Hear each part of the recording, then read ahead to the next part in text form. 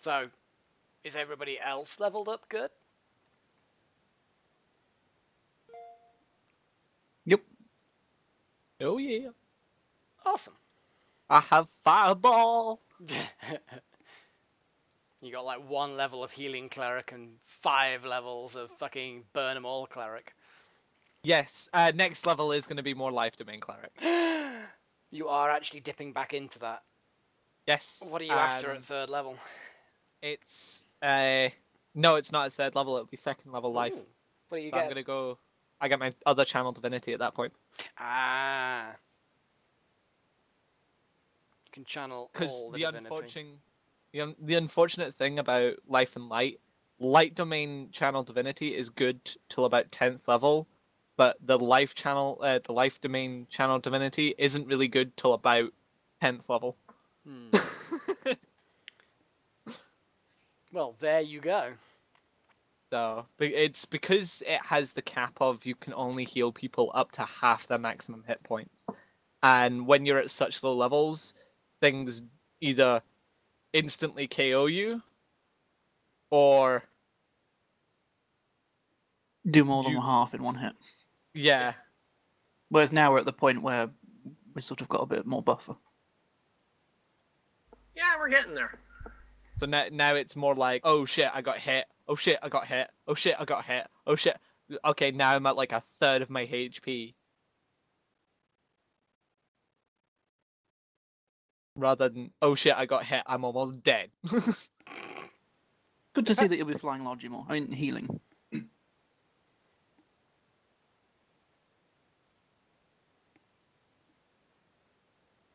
Right then, guys. Have we got a quarter? Is a quarter back? Oh, excellent. Well, I'm still annoyed when I I've been jumped out the talking this tower. entire time, remember? I haven't been listening to you. I kind of blot you out. I mean, I can respect that. I mean, I have something of an annoying voice, but at the same time, you know, Aww. it's a bit rude. Aww. Can I disrespect that? Yeah, disrespect it. Disrespect it all you want, Izzy. Anyway, Next. but while Quarter's not here, I'm gonna quickly grab a beer. What? What level are we starting at? Where are we starting? Shut up, you lot. Did we level up yet? I don't know. Did you, Quarter? Did you? I did, actually. You tell me. Sounded a bit like you were doing it at the last minute, which I have no problem. Yeah, I just finished it. So, which I actually technically have no problem with. I just think it's amusing. You seem to like leave it all to the last minute. It just amuses me. I work well under pressure. Well, I was finishing off the last half of my bloody wizard on Monday when you guys had already got started in the gaps between what I was already doing. Fuck's sake, man. Oh, Ty, a man after God, my own I've heart. got a couple of minutes. Quick, fill in the cantrip. Yep. Type, done. No. Copy paste. Select from a drop down, select from a drop down, select from a drop down, save. It slightly influenced my choice of cantrips because I only selected cantrips that I could copy paste easily. Oh, for fuck's sake, man. Oh, Some of the ones in Xanathars aren't in Roll20. I think it matters. I'm not sure I would have taken any anyway. But... yeah. But in reply to James, what James has said on the live stream, heat. Oh, fuck the heat. Oh, yeah. Fuck the heat. I tell you now. It's devilish. It is horrendous. And the thing is, while I'm streaming, I can't have my massive fan on, otherwise you wouldn't be able to hear me, which, as much as some people would rejoice, kind of important to be able to hear what I'm saying for the session.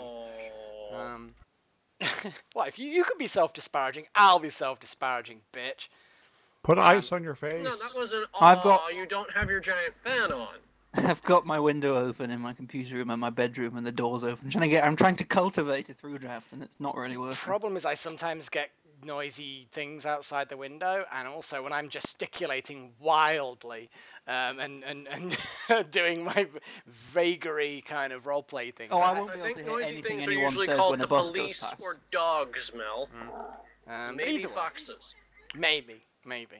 Anyway, guys, so at the end of last session, you had, at that point, you had accepted the little quest that Lyson Mills gave you and found him dead because he underestimated the danger of the roads, and yourselves ambushed by some savage null-type creatures. I have a question. Well, go on. No, this is Adrik to the party. It's just dawned on him. He's like, we should have maybe buried his body. I maybe should have done that. We'll We've got him on the cart. Yeah. Oh, we did put him on the cart, actually. Yeah. Yeah, we did. Mhm. Never mind. We're going to but get him yeah. a proper burial. Also, who's going to pay us now? The town. That's perhaps, Some of us perhaps, weren't doing this for the money in the first place. right, perhaps that is for a party discussion for after the recap. Unless Shade, you want to do the recap, and you have to spend at least 2 minutes doing it, and it has to be a sensible one. Otherwise, you lose a level. So I'll Okie dokie. on I'll do it. on the really go on then, go for it. So, last session, there was a bit of an argument at the start. Adrik wasn't really wanting to take on this little jaunt off to a local town. We found out that there was a couple of acolytes of Halo going, and It's a Adrik. village, not a town. A very small village. And we'd found out that apparently they were just needing supplies. So we've been hired to defend the cart. So we've continued on along this path when we came along a situation that was interesting. Came was a across the little- situation. Sorry.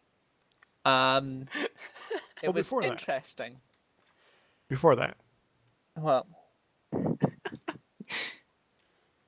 You're all bastards. wonderful. But yes, we came across these. How would you put it? Valley? Oh, there's More of there's a something. rocky pass through an especially rocky part of the hills. You forgot something before this. What's that? When he rode off. Awesome drinking session, and Oh, also yeah, when he he rode rode off off. because he had the suicidal NPC impulse that, like birds need to fly south, certain escort NPCs need to flee on their own to They do. cause death cutscenes. Yeah. It was heroic as he got. It fucking wasn't torn even apart. heroic. It was underwhelming and unnecessary. He could have fucking stayed with us and lived. I don't remember the awesome drinking session. That's because you left. Yeah, pretty much. You That buggered was off more to the- corroborate. That was the more the story. joke of being an alcoholic, but yeah. Yeah. Well, you're not really an alcoholic. You left the drinking. An alcoholic doesn't just walk away from booze to talk to a priest, which is exactly what you did. I mean, it's true. You heard about some young boys from the church, and you had to stop drinking and go and talk to a priest. That's less alcoholic-y and more. Unless he picked up a bottle of holy vodka at the temple. I mean, they don't have holy vodka, but There's Adrik's still stash, so you know. yeah, that's a sign of an alcohol. Maybe that's what it was. He'd stashed all the booze at the church and he just needed it. He needed to check it was alright. He was paranoid that Frenor was drinking it. Fuck's sake. Anyway, so carry on with your recap, Foxy, now that we've thoroughly derailed it. Yes. So we got to this little pass area, and we buffed up with aid and warding bond and stuff, and then the rogue went sneakies, and the cleric went pounding up the other side, and then we got attacked by gnolls and these weird devil things, and we crushed them with the almighty light of Palor, and then we continued on down the road to here. And there was a woman in a tent that we breathed. I remember you briefly showing us a picture of a woman in a tent. Yeah, and there we was were like, a slightly, vaguely, quasi-half-elven thing. You Person, mean woman. This woman. That's it. Yeah, a slightly, vaguely, half-elf Yeah. person, woman thing. Yeah, the general gist that you guys got was she maybe like quarter elf, something like that. She doesn't look like she's from these parts. We found a witch. Can we burn her? How do you know she's a witch? No, She we, turned we- me into a newt! we have to get cursed first. Then we can burn her. Gotta use science. If you're gonna convince me that she's a witch, you gotta use science to prove it. Do you have any ducks? Oh, good God. Right, so, great. Thanks for the recap, Foxy. That was, I'm afraid I didn't bring my larger scales. Well, that's fine. Did you bring any sheep's bladders? No, I think we're going to get earthquaked. Ugh, fuck's sake, man. So, you have arrived at the old fort, the ruinous fort that you don't actually know from when this fort was created, but it's definitely very, very old, hundreds of years old. Crumbled away. A lot of the damage to the fort as you enter and pull up your cart into the fort is clearly from just the decades and centuries that it's been here, slowly decaying, the plants slowly cutting into it, the wind and the rain eroding it. But also there is sign of scavenging as well. There's definitely areas where bricks have been pulled free that you assume were probably relatively intact. So obviously people from the local areas maybe, or passers-by have foraged bricks from this structure to, you assume, build their own structures, which is not uncommon. But the towers in the middle, if I scroll up there a little bit for the viewers, you see one of the main towers, although it is clearly crumbled away for the most part, the outside of it is moderately intact. There's some steps that go up to an entry on the upper floor, and you assume where a door probably once was, that's all sort of caved in. But the interior of the tower is moderately sheltered and in shadow. The time is sort of late afternoon, early evening, still quite bright, although the sun is starting to dip a little bit. According to your maps, nowhere near enough time to get to Barrowbridge itself before it hits dark, and you do not want to be going on these hills along this dirt path at night. You will run aground somewhere. So you stop here as per the plan, and you. Oh, we could continue. Well, that's a relief. I'm told brigands and thieves have run of these woods. And apparently gnolls and weird fucking tentacle face demons. I would factor those into brigands personally. Mm-hmm. Yeah, Null isn't all that uncommon, I would have thought. No, you've heard of gnolls. You've probably seen gnolls before. Generally speaking, like I said in the last session, the gnolls, although the gnolls from traditional D&D tend to be pure evil, demonic, sort of demonic. Their origins are anyway. In this particular campaign world, they are just sort of regular humanoids. Tend to fall onto the evil side of raids, but there's also just as many stories. Yeah, but you said that about kobolds as well, and they turned out absolutely evil bastards. Well, actually, they weren't really. They were just repelling invaders, but hey, you know. Likely story. A likely story. You were the invaders! You are biased! All I remember is them History attacking is told us. by the victors, Mel. Oh, We won shit. that. Yeah, all I remember is them attacking us and us burning them, and they all just getting Yeah, I remember cindered in not the light a of single Halo. look of pity in Yzdrel's face. No grief, no anything for her kin, just savagery. Unrelenting savagery. And we let the women and children run with a couple of guards as well. We even saved some of the guards from the goblins and Yeah! sent them on their merry way. Let them know that someone had horribly murdered the rest of their tribe and they might want to look out for that. I mean, to be fair, you can't tell the difference between the males and the females of the kobolds. You think it's just that some kobolds ended up looking after eggs and some ended up taking arms. But either way, I get what you're saying, and I completely disregard it. You savages. Anyway, so it doesn't matter. You're still just salty about me, Bo. I It's am. okay, we understand. I am salty Well, about again, it, as Quarter said, the history is made by the but victors. it is true. It is we true. went in and we saved the kobolds from the goblins. It's true. We got them away so they're not constantly warring and fighting against each other, and we killed a bunch of the goblins, so if the kobolds do want to go back True. at some point, they're We good shape. cleansed that dungeon of most conflict. Mm-hmm. And now the kobolds have a place to go back to, and they can completely run it the way they want and thrive, and not an issue. We saved the kobolds from what could be a They're, nasty demise. They're a program of goblin ethnic cleansing, apparently. And kobold ethnic cleansing as well. Just cleanse them all, basically, is what you were saying. No, we only killed the kobolds that were spying for the goblins. Yeah. Oh, I see. Historical revisionism at work, ladies and gentlemen. Revision? You're fucking flame striking the fucking history books and just writing the new ones with crayon. This isn't fucking rewriting No, we're anything. not. We don't have flames yet. Yeah. You got a Flame scroll. strike isn't You for another used level. it. No, we didn't. You already used We it. haven't had flame. We Yeah. haven't had flame strike That, at all. that's because you used it. Are you setting a precedent that we now are 7th level then? No, I'm saying that I'm rewriting the history books and said Flame that you strike's had a fifth scroll. level spell. You'd have to be level 9. But anyway, yes. So after you saved the Kobold, you're also going to save the Gnolls in exactly the same way, I'm assuming. We've already liberated No, they a were number of bastards them and they from their attacked us, so we bearded butchered the devil lot. oppressors. Yeah, this is true. This is true. They're monsters. Right. So anyway, so yes, it's not uncommon to see gnolls around, although you weren't specifically aware of any tribes nearby. But then again, the people in Shadford only know what people let them know. Most of them don't travel out the town, and those that do only travel to one particular village. For example, like Barrowbridge, which is like a farming village. So most people kind of just stick around. I would say a 2-mile diameter is about the most people travel within, unless they specifically ferry goods about. You guys are very well travelled in comparison. So, you hadn't really heard too much about them, but obviously there must be some nearby. You got to the tower and you found a tent that looks quite nice big tent, probably could fit a good few people in it if you wanted to. A few supplies outside of it. It's definitely been here a week or so, maybe.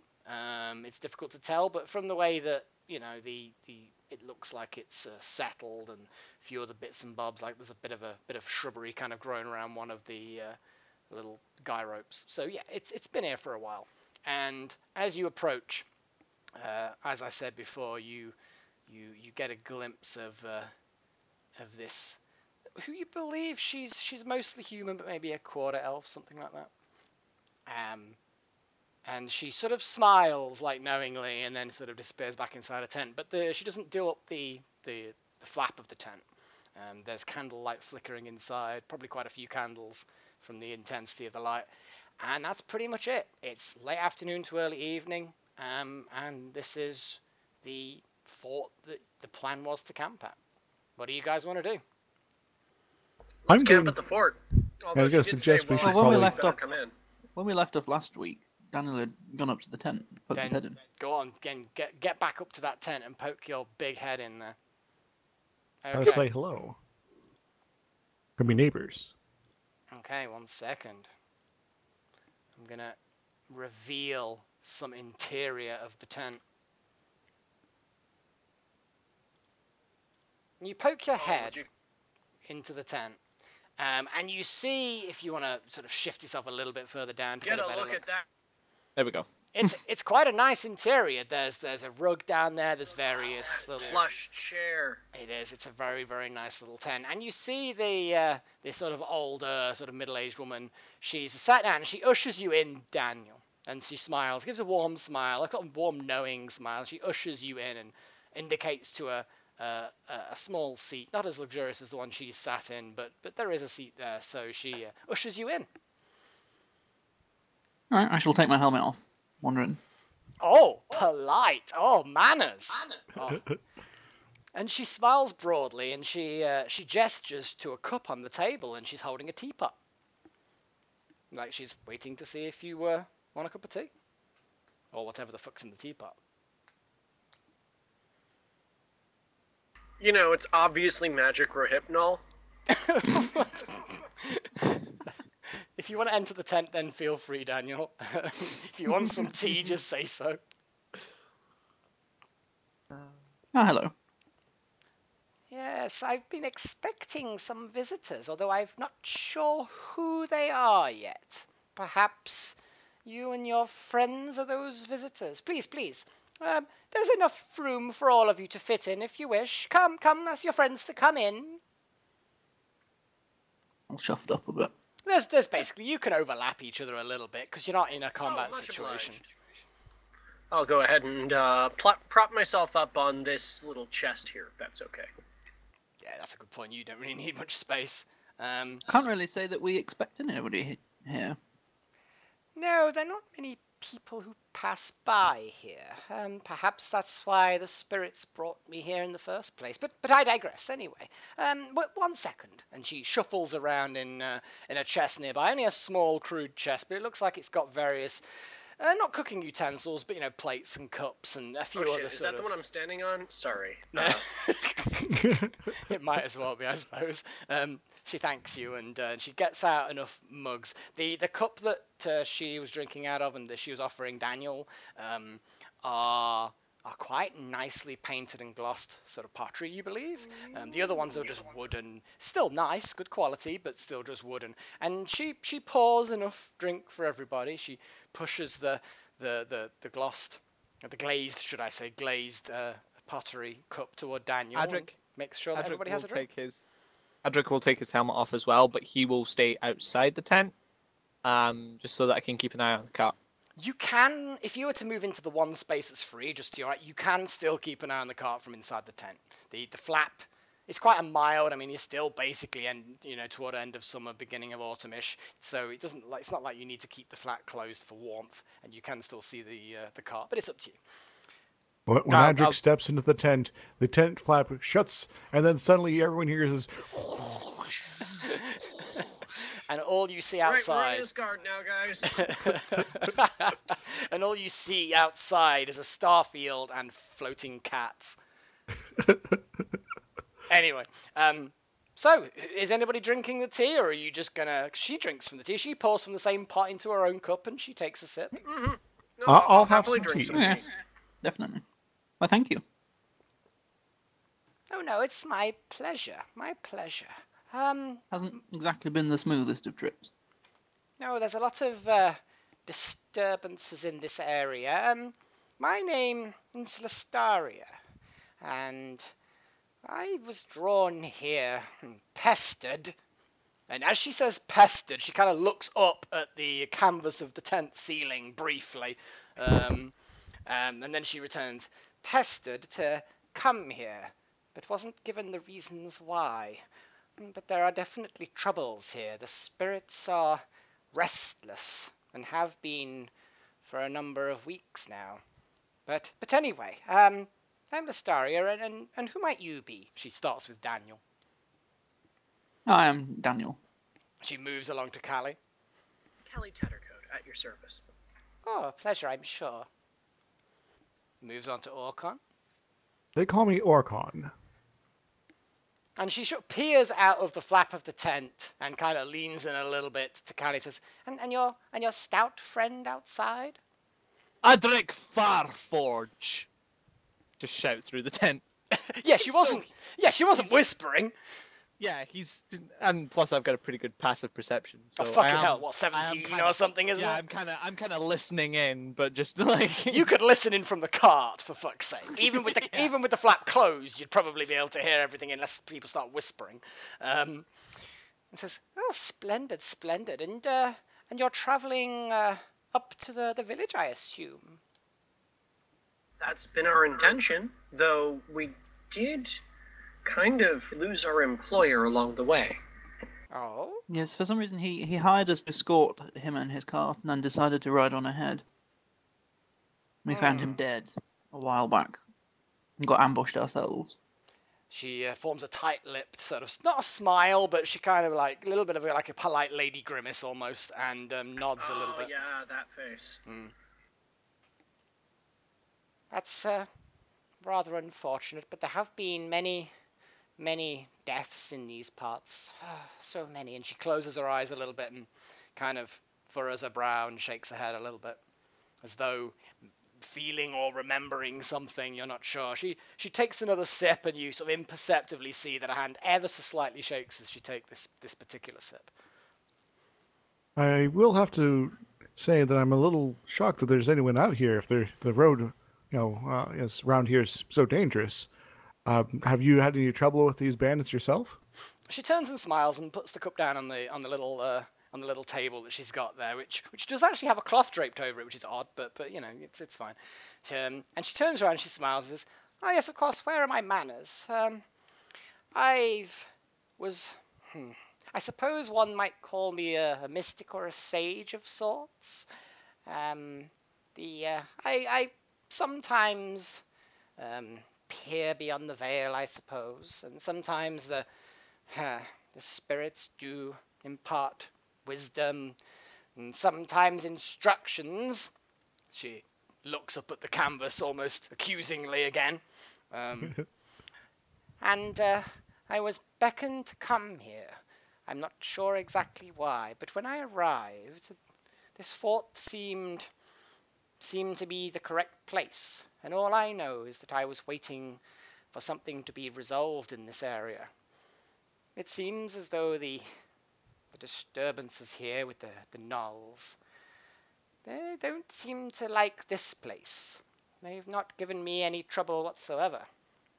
They don't like the haunting, perhaps, that's going on here, but the haunting hasn't disturbed me either. I suppose... It wasn't just gnolls that ambushed us. There were a couple of rather strange creatures that seemed to be the ones that were controlling them. They had horrible tentacle faces. Oh. Just to remind you guys, you did actually instruct me, it's perhaps the wrong term, but you know what I mean. You did instruct me that you were putting both the tentacle things Yeah, in I'm the getting car. to that. Okay. I'm literally about to say that we've Go for actually it. got a couple outside. There was a long pause. Bodies. I'm sorry, your dramatic pause, I interrupted it completely, Tyanir. I'm so sorry. Carry on. The nerve. Yes, they were very strange. We actually, strange enough that we decided to bring their corpses with us to see if we could find somebody who might know what they are. My goodness. Adrik will rum-ba-ba-da-dum-be-dum-bum-ba-da-ba-da. Over the shoulder. When does he ever not do that? And then he'll rum-ba-da-ba-da-dum-be-dum. And just dump it, you know, in the doorway. Whoa, in the tent? No, in the doorway of the tent. Okay, that's a bit better. So maybe like a hand and a couple of beard tentacles maybe sort of like flop over technically into the interior. But for the majority, it's just, you know, directly outside her tent, stinking the place up.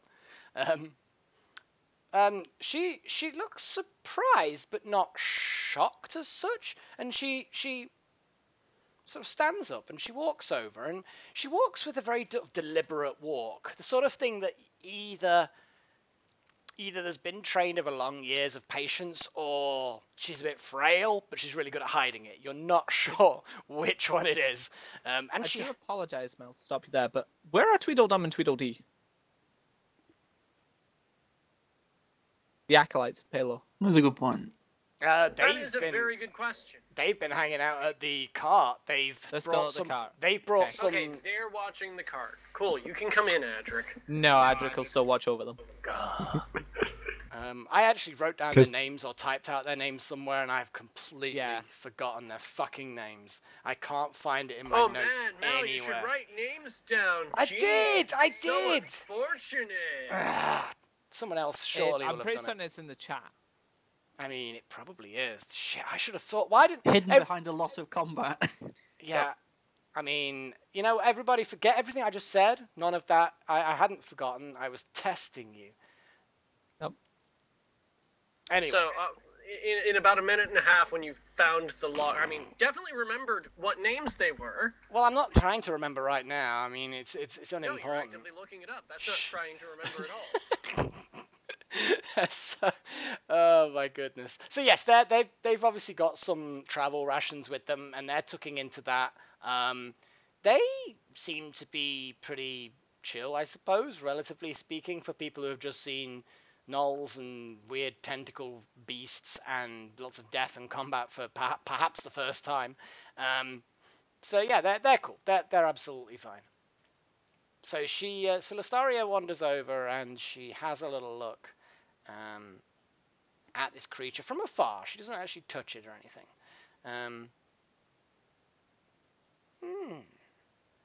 Well, I can safely say that I've never come across such an ugly creature. They're hideous, aren't they? She turns around, smiles, and nods enthusiastically. You'll be pleased to know they're just as loathsome in combat as just outside of it. Well, I'm quite sure.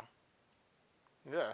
Well, you can put it back on your cart, I suppose, if you... It barked in some kind of language. I didn't understand it myself. Well, I know that the gnolls have their own tongue in these parts, and I know a few words, and enough to recognize when someone is speaking it. But yes, I've never seen these things before. Most Does interesting. anyone know? Remember what was they were saying at all? Like just sounding it out. It was not. You see, a lot of the race, for example. Gosh, if only I was some kind of a race that could perfectly mimic any noise that it had heard. Not in this campaign, you're not. Perfect, because you would have been able to do it exactly. Exactly, that would have been perfect. But no. No, you're not a Kenku in this particular campaign, unfortunately. So, she sits back down. Are you going to sort of leave the corpse, partially blocking the door, or? No, rump, drop it Thank in the fuck for cart, that. rump-a-dum-pa-dum. She makes a sigh of relief when you do actually take it away.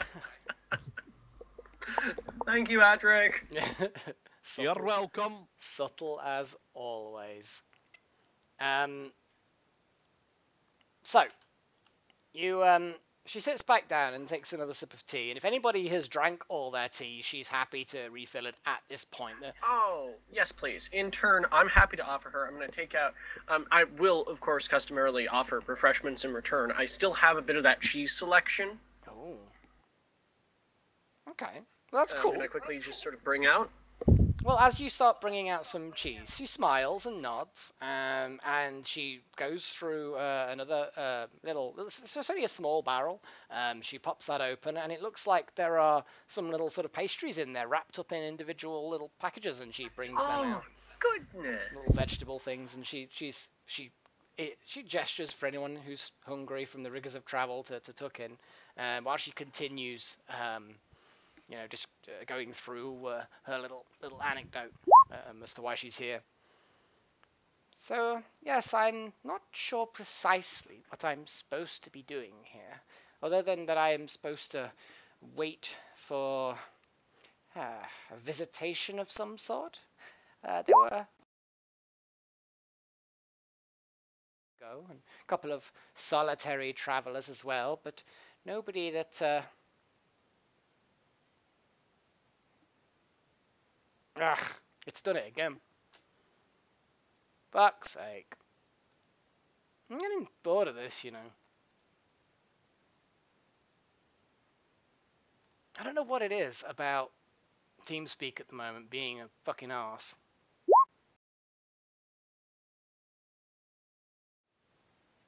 Ah.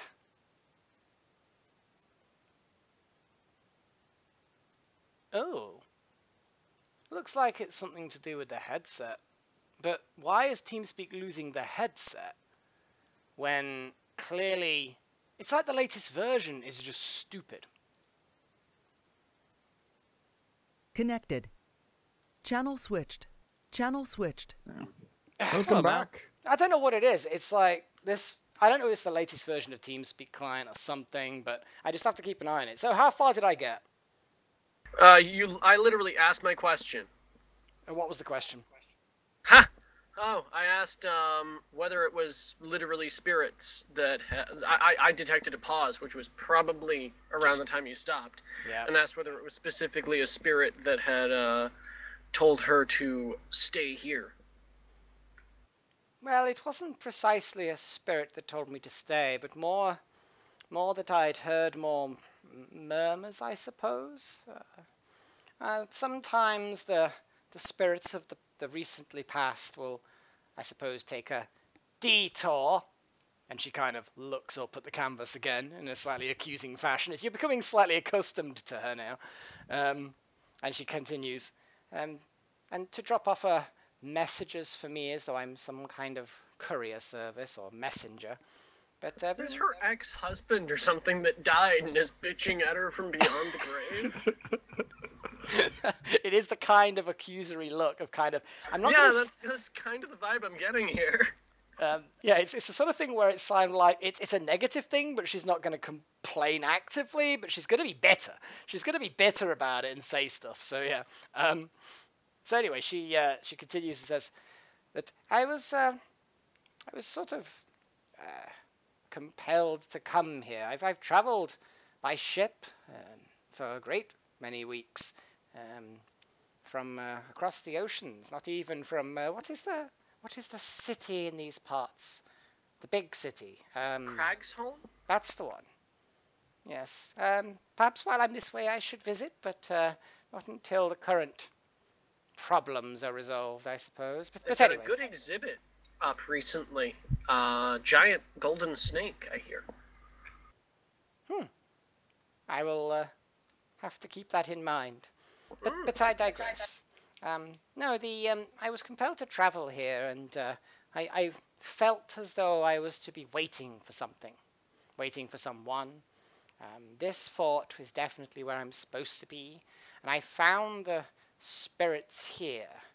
So, I'm not sure exactly the right way to describe them, but they are more restless, and they have even taken on physicality.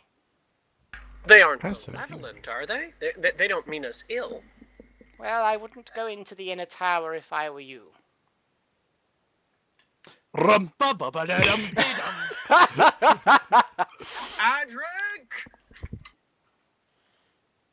Excuse me for a moment. So she excuses you, and she carries on her. So he's just on the edge of the tower. The dwarf too cowardly to cross the boundary. I'm at the edge of the tower and I'm kind of just looking in. You're psyching yourself up for it. I get you. I Okay, get you. I'll switch over to Adrik and describe what you see. The tower is as crumbled and as ruinous as the rest of the fort. Maybe there's slightly fewer bricks missing, whether that's a combination of the shelter of their outer part or the fact that people haven't scavenged the inner tower as much. But there is evidence of all of those things here nonetheless. With it being that the walls of this are slightly higher and slightly sturdier, looks like this tower was made to be thicker than the outer walls. There is more shadow and shade within this area, and with the sun sort of slightly lower down now, the ground floor of this is in shadow, though you can still see perfectly well even without dark vision. There is an upper level slightly. It is crumbled away, and you can access that only from the stairs on the outside of the tower. The stairs themselves were probably once upon a time clad in some luxurious stone, maybe a marble. That has gone. But it has offered protection to the stairs, which is why they're not anywhere near as worn away as anything else. You suspect that whatever stone was on the outside of those steps was probably valuable, like a marble, and was probably scavenged years ago. But the stairs seem reasonably... Adrik, roll me initiative, please. Immediately! I don't even need... Oh, shit! When you get to there, immediately. You don't get any. That's it. And Orkon, you can roll initiative as well because you'd see this. Everyone else, that you're out of combat until shit happens. I'm gonna maybe bring up the initiative as well. That would be awesome. My God. Well, I'm hoping that I'll be able to actually copy those spells off you, Adrik. What did I say earlier about a suicidal fucking dwarf? The Adrik is one. Yeah. That's about actually the entirety of the point I was making. Yes. Yeah. I mean, fuck, just immediately. Yes. That was interesting. It was like, what? What, just yeah, she literally some crazy old woman who admittedly doesn't seem massively mad, but certainly a little bit quirky perhaps, warns you about various the warning immediately just like, nah, this is just an excuse for me to immediately just charge into an area. From the shadows, creatures manifest. These are not natural creatures, and they are also not entirely what you think they are either. If you're recognizing that, they consist of shadow. They lurk, but they form a humanoid shape. If black could be a light, if light could be made of black, that is what they're made of. These creatures are some kind of a black light? That almost sounds like some kind of... So if they're not exactly what I'm looking at, that I knew exactly what they were when I saw the picture, I'm curious to know what they are.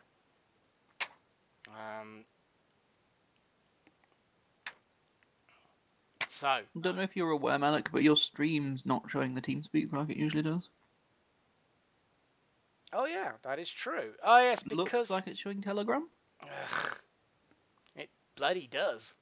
Because when TeamSpeak goes foobar, it goes stupid. But yeah, good call. It goes to the foobar? What is this? Just fucking Fucked up TeamSpeak. beyond all recognition.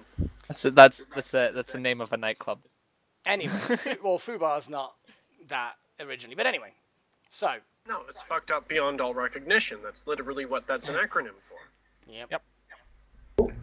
So, I'm gonna very quickly sort out that and that and that. I'm going to chalk my low initiative up to me still having the teacup in my hand and just kind of sighing before I do anything. Sighing that Adrik has done. Microphone activated. And sighing that Adrik has basically done exactly what you expected him to do, but kind of that you didn't really think that he was going to do it, even though you really should have known. And it's like, ugh. Well, no, it's that we hate it when we're right. Yeah, I know what you're saying. So, the first shadow manifests itself into a humanoid form and swoops down, traveling through the air without any kind of locomotion. It just drifts down and it swoops on you, and at that point you can kind of see its mouth, and it is angry, and it takes a good couple of swipes at you. But I may have to actually, switch it to so you can see them. There we go. That it misses you with both. The attacks sort of clatter against you and don't do anything. Your armor protecting you, even though these things clearly are not made of solids. The armor is still nevertheless taking the brunt of the blow. Adrik, what are you actually gonna do? This thing means you harm. It's pretty fucking just obvious. gonna be like, fucking bastard. And I'm just gonna look at it. I'll be like, you've made a mistake, boyo. And Did you just assume that undead spirit's gender? I did just assume. It's going to get And I'll be advantage on like, its next attack. It's triggered now. fucking, you bastards, burn in the light of Palor! As if and I you will- couldn't guess that. Radiance of the Dawn. That's a lot of damage. That's a lot of damage. That's good. Gosh, it's a shame about all those malevolent Actually- ghosts up in that tower. There should be one more as well. You've not adjusted Yes, it I'm for just your about new to level. adjust it now. Because there was no way to add level to the thing, so I forgot that I need to add +1 every time. So what, 23 then? So yes, 23. But only if they fail a con save. Okay. If they fail, they take half damage, which would be 11. You mean If they succeed. succeed, you mean? Yeah, if they succeed, sorry. Yeah, sorry, I failed that save. Guess I'm taking half damage. Man, it's a good thing I didn't roll high. Lol. That would be kind of a cruel thing to, it's a really weird spell that's actually worse if you, do save. That would defy any explanation, but I'd be fine with that. Anyway, so yeah, okay, then the one that's furthest away to the north of you, because that's within range, isn't it? 30 Oh feet. yeah, they're all in range. Yeah. The light that was the kind of dimmed light that is kind of underneath the floor is now just bright light. That's fine. The one that's furthest to the north is going to fail and take the full damage. It takes it. It definitely isn't happy about the. People in the tent would have heard me. Yeah, that would be a reasonable assumption. Daniel will hear I'm this. not getting up. Yeah, Daniel's going to pour himself some more tea. Basically, you guys Adrik, are so used to him. you're We a are fucking so idiot. done with We your all shit. know that you're a fucking idiot. You can just leave that situation at any time. We're not entering a combat just because you want to. We'll retrieve your body later if necessary. Yeah, well, you've got enough bodies on your fucking cart already, so you only got 3 bodies or something. I mean, so that's fine. the tea will go cold if you Left. And that fails. That takes the damage. Look, if you Once- bring them yeah, back to the the one tent, with- I'll fight them there, but seriously. Oh my god, they all rolled really badly. They all fail. They all take 23 radiant. That's fine. They take that and still there. You've taken one off the initiative, by the way, the one up top. Have they? Oh dear. Yep. Yeah, it had 17. Bloody thing. Thank you. You're welcome. That'll probably be the one that gets like double crits on you or something like that. You're like, shit! Knowing my Should've luck, you left know. it. Is that your turn over and done with then?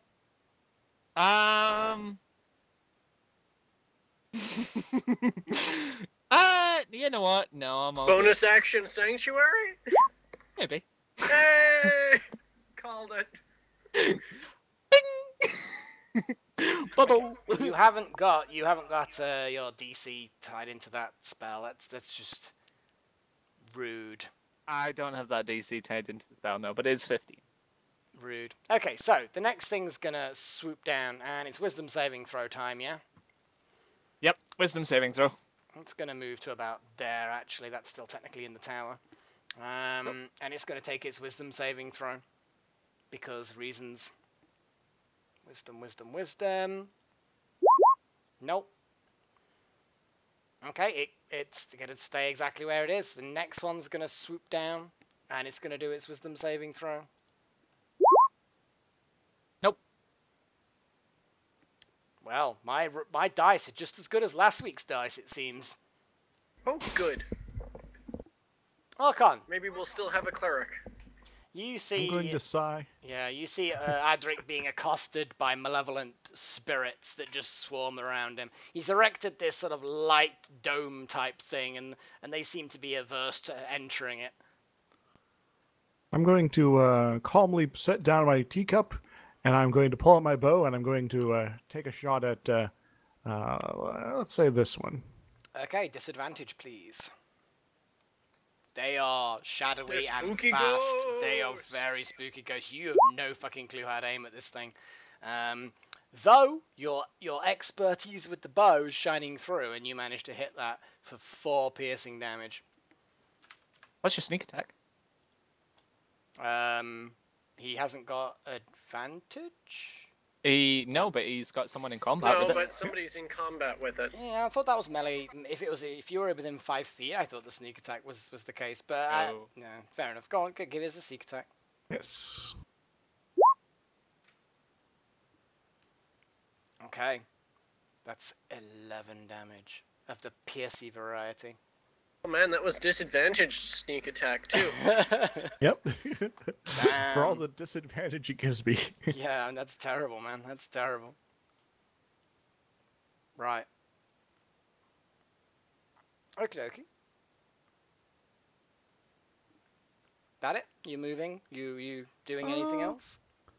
I'm going to assume everyone in the tent knows what's going on. Hide. No, there's a Okay. ruckus. People know what's going on. I'm going to step back behind the tent, and You've broken Hi. line of sight at that point. Yeah, there's no line of sight between you and them anymore. So yeah, if you wanna do your hide when stealth is not at disadvantage, disadvantage? but it doesn't matter because it was 13 anyway. cool. So No, yours... it was 17. Yeah, 4 on that, so 17. Oh, so yeah. Why is that hovering weird? Sorry, yeah. My apologies.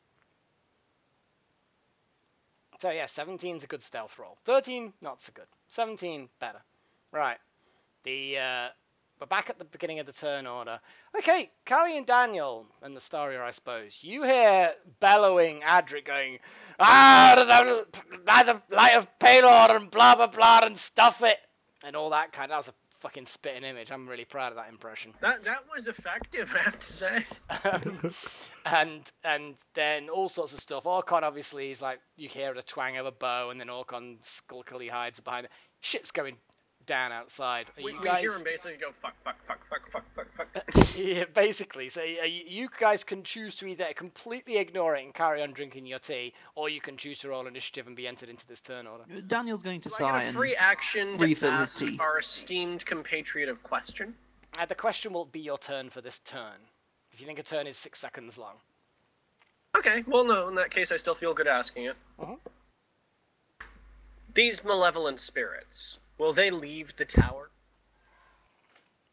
Well, she kind of like looks out the tent flap a little bit as she hears the commotion outside, and you ask the question, and she says, "Well, I haven't disturbed them myself, but they seem to become more agitated when you approach the tower, so I thought common sense would have been to leave them alone." Common sense doesn't apply to Adrik. I'm going to shrug at this, like, yeah. We Daniel, all complain, but he has an 8 intelligence. it's more wisdom than intelligence. This is an unwise This thing is to the thing do. that I'm amazed by. You've got like 18 wisdom, and you don't understand it's a bad idea to poke ghosts. Alone. Well, I think his his wisdom duty. says yes, it's a bad idea to poke ghosts. I mean, yes, His that means you're intelligence bad at said math. That doesn't mean you don't make decisions. That's the wisdom stat. well, his intelligence, stat, suggested like, of course, my party's going to back me up on any decision I made. Ah, I see. They That's always fair do. enough. Yeah, that's fair enough. So, Daniel, are you going to be entering this combat, or are you going to sit around and drink No, tea? I'm refilling my cup of tea. Okay, cool. So, Callie and Daniel continue their conversation, and Astoria kind of like... She looks at Callie and Daniel clearly are just carrying on Like, as per I'm usual. readying myself after that, but like within this period of time, I'm still in the conversing role. Yes. That's fine, yeah. Yeah, she fills up Daniel's tea because it's obviously everything's under control. Everything's absolutely fine. Yeah, Daniel just sort of sighed and shook his head slightly. Just like, yeah. Okay, so the original Spectre is going to try its best to attack our... Wisdom save. What the fuck? That's like 2 critical Yes! failures on this. That's 2 ones same and a time- 3. I still think you're a daft wally for even attempting this, but this is brilliant. It is just gold, really. You know, Just to walk in, it's like, oh yeah, try to touch me. I mean, Cheers. roll 3d20 and end up with 5 as the total on the dice. How often does that fucking happen? Someone can do the maths. I can't be bothered. Exactly. Man, you should. I mean, that was a really good roll. I mean, it wasn't literally a roll 3. You know what? Never mind. Can we just Well, use no, I was those? just I'm doing going it to to use see those whether I'd numbers. have your bad luck. No, I'm going to use those numbers as my next wisdom saves for these guys. Ha! No. It's alright, one still fails. It's fine. That'll be next turn. So that one doesn't affect. Adrik, you're surrounded by the light of Palor, and they seem to be unhappy about this. So much so that they don't want to touch you. Bitches! And I will just Radiance to the Dawn again. So you're attacking now. I'm not attacking at all. For the wording of Sanctuary, Radiance to the Dawn doesn't activate it, so Sanctuary Yeah, is because still it's up. to do with an attack or harmful spell. Yeah. Yep. Oh no, failed to blah blah blah. Or a spell. Yeah, Sanctuary range. Targets the warded creature with an attack or harmful spell must have a Wisdom saving throw. Blah blah blah. At the bottom. Yeah. It's as far as I'm concerned, that's a bit of a weird thing that maybe there's an issue, but that's what it says. It's true. Okay. Personally, I'd still say this falls under a harmful Spell. action. But Yeah, okay. it doesn't say You're action. the It DM says, here. well, no, it's not really that. It's the fact that that's what the book says. It's to do with spell or attack, and this is Neither. technically neither. It's not an attack or a spell, really. Yeah, there's letter and spirit, but Uh-huh. like. Yeah, but we've already set a precedence with this particular thing. Yeah, we had done it. We did say it last time. I did. No, it's true. Sanctuary. It's true. I'm not going to change it suddenly in the middle of a fight or at the beginning of a fight. I might change it between sessions. I might turn around and say, "Oh, by the way, this whole blah blah blah blah blah blah blah." No. but yeah, I'm not going to do that at the beginning because you've gone into this Can't situation. say. Yeah, exactly. You've gone into this situation believing that this is fine. Okay, so the very the one that's at the top is going to do its con save first. Yep. And it's going to Fail. fail. The one below it is going to fail. The one on its own is going to fail. They all take 14 radiant. Have I rolled an average or above average dice yet in this game? Yes. Yes. Your the attack. 14. One of your attacks was like a 17 or an 18 or something like that. Oh, one of them. Oh, well, I'm glad that one of the last 15 fucking dice that I rolled wasn't fucking below average, because the rest of them were. Hey, That's 14's above average. I mean, that's true, but Now you know how I feel. you were doing well last session. Okay, so these guys take 14. Okay, they I this am seems going this seems to you notice that this affects them a little bit differently than the last one, in the sense that they weren't bothered by the last one. This one they were bothered by, but they're all still there. Okay, cool. You doing anything And- else? You gonna leave their reach? Are you? No. I'm just gonna I'm gonna stand here and shield of faith. +2 AC. Well, okay. Magical tank powers activate. Hey, you give me time to set up, You're just gonna be burning through your spells and your channel divinities, but it is late on in the day, so I suppose. Yeah. Okay, cool. So you've got more AC. Fair enough. The creature on your left, it is going to try its wisdom save, and it's gonna succeed. And it's flanking you, so it's going to attempt this. Okay. Do those two hit? The second one won't hit. The Because I sec- warding flare it. So its Okay. advantage disappears. And because its first roll was an 11, it failed. So both attacks fail. Okie dokie. So the first one hits. No, that Okay. one fails too. Okay, fair enough. Because a 22 is not enough to hit my AC. Not at the moment, anyway. Fair enough. The next creature will also do a wisdom save in an attempt to get past your thing, and it succeeds. That's Does? And it's Yeah. gonna, it's got advantage, so it's gonna go for it as well. And none of them are gonna be any good. Nope. Orkon. all right. Time to poke my head out and take another shot. Okay, what was it a 17 you got? For the hiding stealth, yes. Oh, okay, okay. You do not get disadvantage on this attack. Hooray!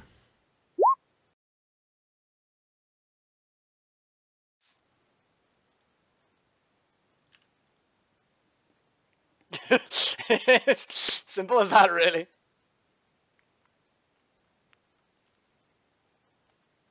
Anything else you want to do? Ah.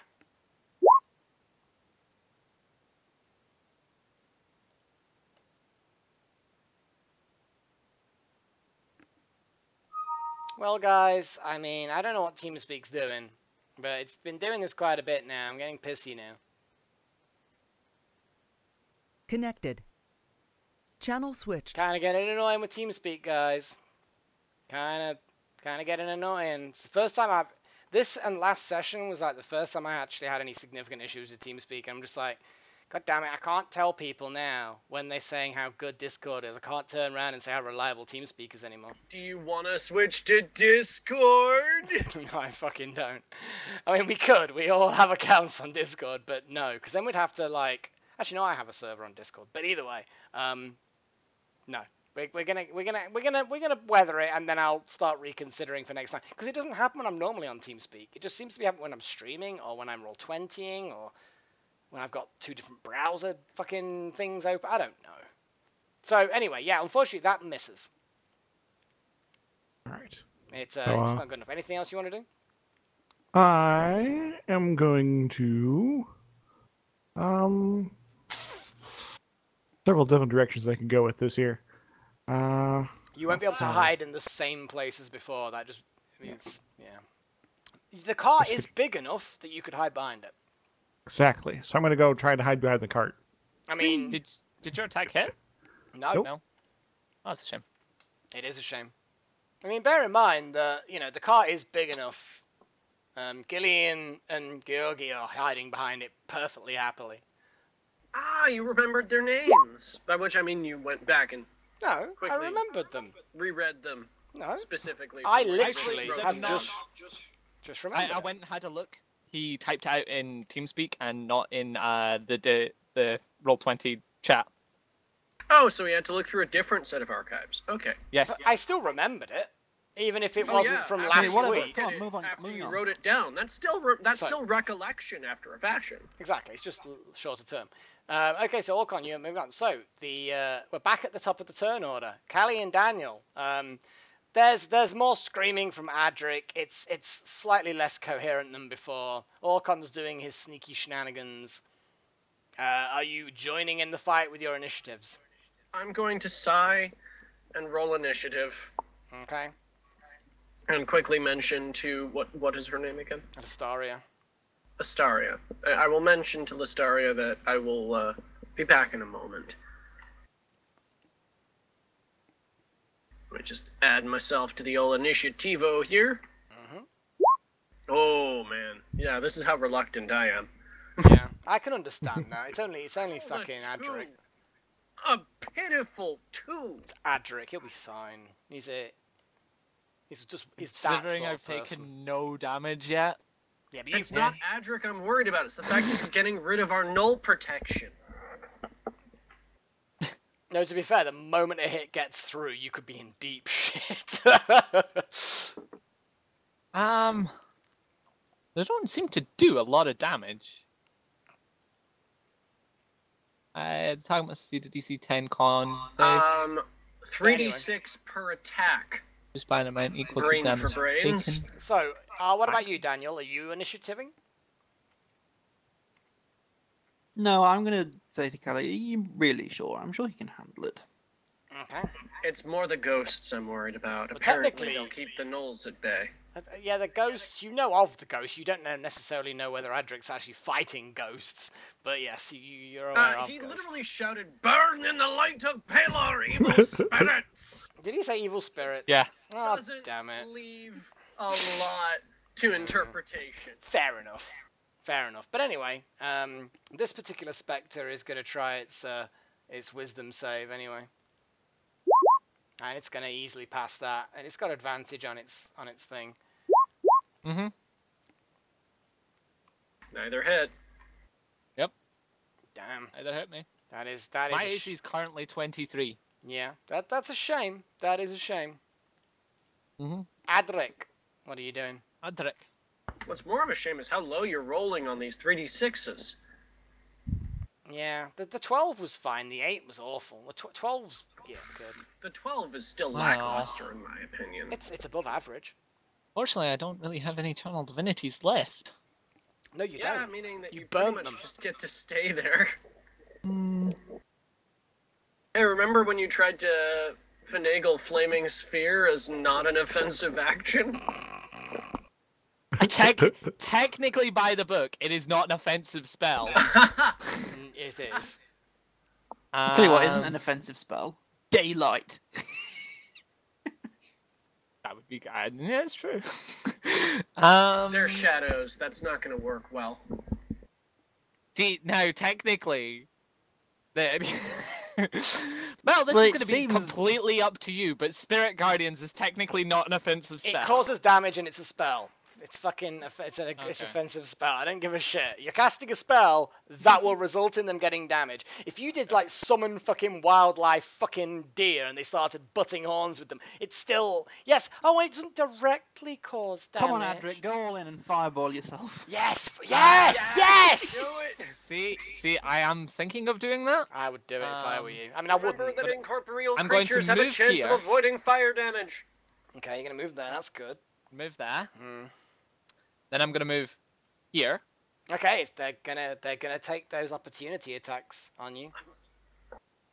Wisdom top saving one. throws, please. Yep, top one is gonna do that. Ah. The bottom one is gonna also do its wisdom. Now we might as well just do while I'm toggled onto this. No, so only the top one gets the attack. But it's Okay. gonna do Top one that. gets advantage. Oh, well, just the one attack. Sorry, I clicked twice. All right. But Yeah, that misses. but yeah, that misses. Go for it. And then I will move here and here. Okay. And I mean, then hang on a second. Yeah, I mean, okay, you can squeeze into that gap if you want, but you are squeezing into that gap. Oh, okay, fair enough. Ah, that I will means- move large I creature will in a move doorway sense. here. Yeah, exactly. So if you do that, you're going to get the whole advantage disadvantage shenanigans going on. I will move here, and I will fireball those 3. Okay. And where is the middle of your fireball? It's gonna be like near the drain, so that it can hit them, and none of them have cover from it at all. Yeah, they And don't I'm out have of its cover. range. Yeah. You're just gonna let rip. I said burn in the light of Pelor! Okie dokie. Dex saving throw time. Okay, top one. The one immediately below that one. The one that's nearest to you. Okay. Cool. 2 save. Oh, fire. Okay, cool. That one takes 14. That one takes 4, and that one only takes 14. Okay. The bottom one, the one that just failed its saving throw, dissipates. It's the shadows that made up its form kind of just like absorb back into the natural shadows that are cast by the tall walls of the tower.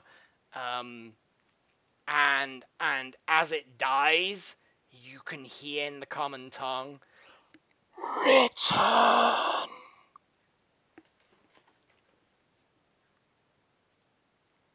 Turn? Return. He's got a Pokemon out. He's quickly switching out. You gotta get out of there. Are you done, Adrik?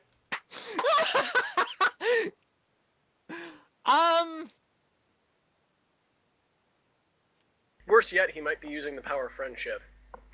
Yeah, I was about to say. Frustration might be better. Just for to something let like you that. know, in case you were trying to position yourself in a defensive position, that is just like a balcony. So immediately to your north is just an open space. Well, no, I was just getting out of the way of fireball without Yeah. leaving the tower. I was just double checking that you knew that because I didn't want you to be like, "Oh, I thought I was all cornered and safe." No. Not Okay. at all. Not at all. My God, it was like Ali was speaking there. I know. Rolling the dice, I suck today at, but like mimicking speech. Sass? Oh, we're kind of near You're the on end of the fire. day. Fuck it. Boop. Okay, I would like to point out that you're now trying to cast 2 spells in the same turn. Neither is a cantrip. Oh, that's true. I apologize. Naughty. No sanctuary for you. Cast Spare the Dying on yourself.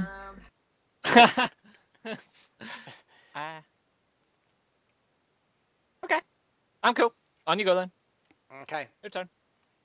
The creature that's next to you doesn't have to move, because, it's there, right next to you. No wisdom save required, but no advantage either, so it's just gonna go smack. Nothing. Nowhere near my AC. Nope. The next one's gonna drift underneath this little overhang into the darker shadows, and it's gonna also have a good smack at you. Nope. Nowhere Nothing near there. my AC.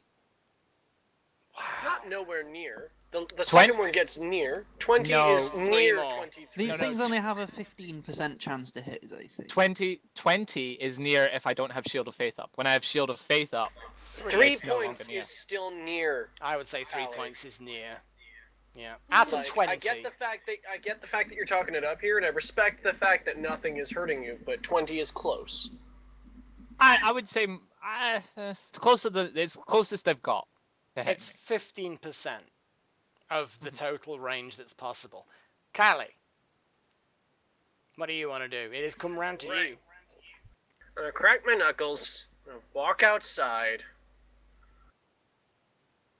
You can clearly I'll see turn to Orkon for a second. that. You can clearly see that weird creature. Oh, what the fuck? You can't see Adrik properly from there, but it's that thing is clearly attacking something that's there behind the wall. You can put 2 and 2 together pretty easily. Right. Step 1. Disarm the situation. Adrik, you're being a tit! Those things are stopping the bearded things from getting here! Get back here!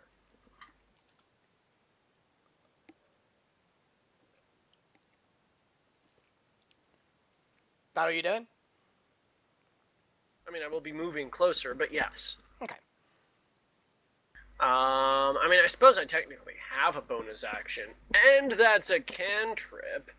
It is a cantrip. So I could preemptively cast Hex.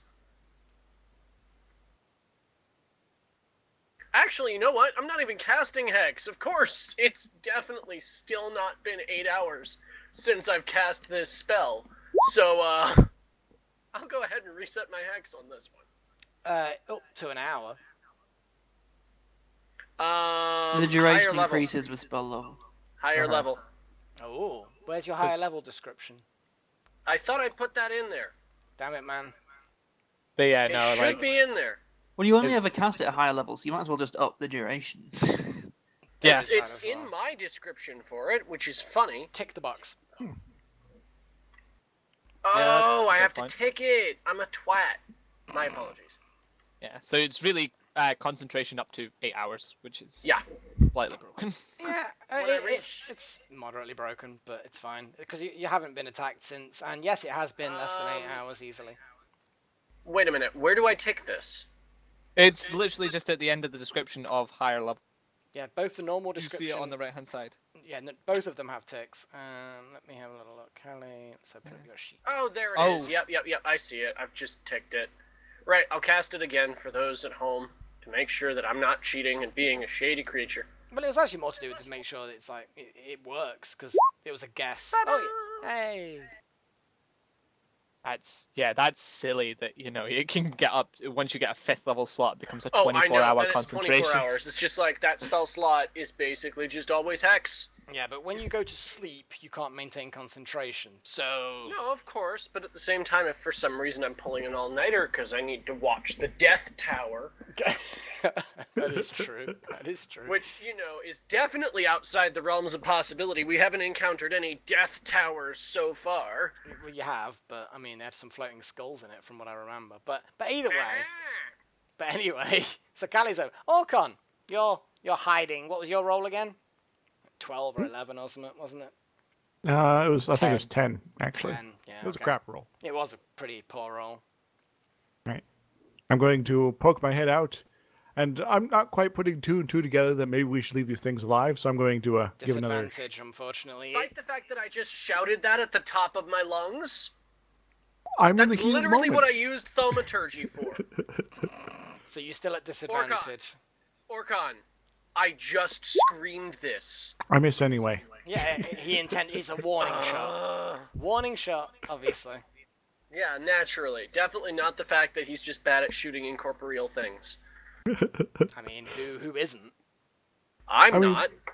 Maybe I need to keep up my appearance that I'm helping Adrik. Ah. You're too head up in your delusion, in your deceptions, mate. I tell you what, I'm assuming you're going to try and hide somewhere. Is there any particular place you want to hide?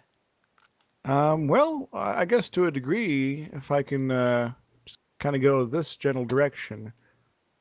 But I don't think I'm going to get far enough. No. I have to go, yeah. I mean, you can kind of cut the corner a little bit, but that's about as far as you're going to get. Yeah. So, I guess I'll be still nominally visible at this Yeah. point. No, that's fair enough. That's not fair enough. Adrik, they're still hungering after, well, whatever it is that they're trying to get at. What you going to do? So Callie shouted at the top of the lungs, She did. and I have a slight issue. Callie's awfully good looking. Oh my god. So Get out of the tower. I gotta move here. Mm-hmm. See Callie. I have a scowl. A scowl. My hands are on my hips. Oh. I am gonna make a religion check. A religion check? What for? I mean, what are you trying to do? I would like to know if in my studies or if in my knowledge of the undead, if these are things that should be put to rest or Okay, are that's kinda- acceptable. along those lines of like, are these... You want to try and see if you get an insight into, from your studies, whether or not you read about such creatures such as these, and whether or not they're pure evil, or whether they're just cursed. Yeah, I know what you're trying to get at, and yes, a religion check would be appropriate. Like, they might be keeping away the gnolls, but they also might be keeping away all the peasants as well, kind of thing. This is fair enough. Yeah, Right. give me a religion check, and I will see how much you can glean from your. Because you've had fucking close contact with these things, so you've got enough experience. But whether or not you have enough knowledge, 8. Nope. no, you don't have. Yeah. I mean, if you sucked less, then you might. And I need to make a. Callie is regular in any old pretty face. Oh, okay, I'll give you pretty high. Okay, nope, I'm gonna stay and fight. Yeah, fuck. Okay. Do it. God damn it! Reverse those rolls somehow. Oh yes, I would love to do that. Reverse those rolls, no problem. I notice how he's assumed that the save is to resist doing the sensible thing. So his default behavior is to be stupid. No. Okay. This I accept. This is the So, commoner garden Adrik. This is Adrik's side of it. These are undead spirits. Like, Yep, they 8 are religion undead. check says that. Oh no, you don't even need a religion check to know that these are undead Yeah. spirits. Yeah. These are undead spirits, which in Adrik's mind is a no-no. Like, Paylor is all against. Absolutely. That's one of his tenets. Like, Yep. I destroy all undead. Well, yeah, he does not tolerate undead in any in any way, shape, or form. Yeah, absolutely. You're which right in these that. unfortunately fall under the category. I Absolutely. use my turn dang to it. do. Those do fall. Like, Shanlith would probably get on my case Yes, if these and guys existed. Fuck. These do. That's why I did the religion check. Like, Callie has shouted out to me, and that's what the wisdom save after that was of. You are not just a pretty face. Adrik knows you, and it was quite head over heels for you. So No. he actually I gave you a DC of 13. Oh, wow. Which with a +7 wisdom, there's not very much chance, but there is a slight chance due to it being one of his flaws. So But okay, yeah. you're gonna stand and fight. What are you doing this turn? I've used my turn. To move and do you're not gonna do a bonus action of any kind? No, not really. Cough. I'm not Sanctuary, gonna waste. cough. I'm not gonna waste the sanctuary spell. Okay. After kind of getting the gist, the kind of feeling of these things, one went down after a fireball. I don't think these two are in much heavier standing, to be honest. Okay. Well, the one is gonna maneuver slightly, and it's Mhm. gonna attack you. 23. That's a hit because you said your AC was 23. That is very well much ahead. So let's go to -12. 12 Time for you to necrotic. make a Constitution saving throw. First, okay, Sure. your first Constitution is the Why effect. didn't Warding Flare then? Okay, the first Constitution check that I want you to make There's is no the. point of wording flare because his first roll was an 18. So yeah, the first one is the effect, the DC 10. The second Mhm. one I want you to make is your concentration on your Shield of Faith. So you succeeded to resist the effect of the life drain, but I would now need you to 17. You're all Your good. faith is all good. You're all good. So 12 necrotic damage is all you suffer this time. Okay. Do I have? No, I don't have that feat yet. We're not level 8 yet. No, not quite yet. You're only just level 6, man. Don't get greedy, man. No, So- no, I was like, I couldn't remember. Like, I'm kind of struggling to remember what characters got what because in Ashley's game right now, I'm playing the wizard, of course, and I've just had to make it with, and Damn it, she's man. already got 2 feats because we're already level 5 and we Yeah. got one at 0 level. So you know, Fair enough. Well, if I technically remember level 1. who's got what but yeah. feats. Yeah. I know what you mean. I have no problem with these two I've games. had to make 3 characters for this other game that some twat's running. And nicely, I have no problem confusing the Wednesday game and the Thursday game. So I don't know what you're up with, Shade. So anyway, the second one is going to also perform the same advantaged attacks, and it's not gonna manage to hit you with those. Callie, Alright, I've already hexed this sucker. the And one that's to the east of Adrik. You see, unlike some, because I know some DMs, if they're not very good, they'll make north in different directions. I always make sure that north is up, because it's like Well, it's consistent. Yeah, you know Honestly, what? It's I a hadn't small looked thing. at It's it. not something I expected to come up, but I do respect that about you. Or if anything else, when you get a map with other cardinal directions that Just aren't rotate it. contiguous to that, you just either rotate it or, like, you know, It's not hard to rotate. It's just an Ape it. image. Just an image. just pretend that it's the other direction now. Yeah. Especially when it doesn't matter. This doesn't technically matter, but I did anyway. But Exactly 30 feet. That's a tasty thing to know. go on then, unleash hell. This is a ranged spell attack, isn't it? Yeah, you get Yes, it is. disadvantage on both of them, unfortunately. Even with force damage, thank you very much. The force damage is nothing to do with the damage, it's to do with the attack roll. They're very difficult to hit because of their nature. Are you serious right now? There is no difference between a ranged weapon attack and a ranged spell attack when it comes to the disadvantage that these creatures provide. Well then, I'm going to roll 2 more d20s then. I mean, you'll have to roll pretty low for it to be a problem. So 10, 7, so Let's 7. see, 10 First one's plus still a 7. hit. Cool. Yeah, they're both And the still second hits. one's hit. definitely still a hit. Cool, Yeah, fantastic. Right, continuing on. Yeah, they're both still hits, but you know that is the thing that they do. Yeah. One sec. It's dead. Cool, just needed to make Really sure. dead.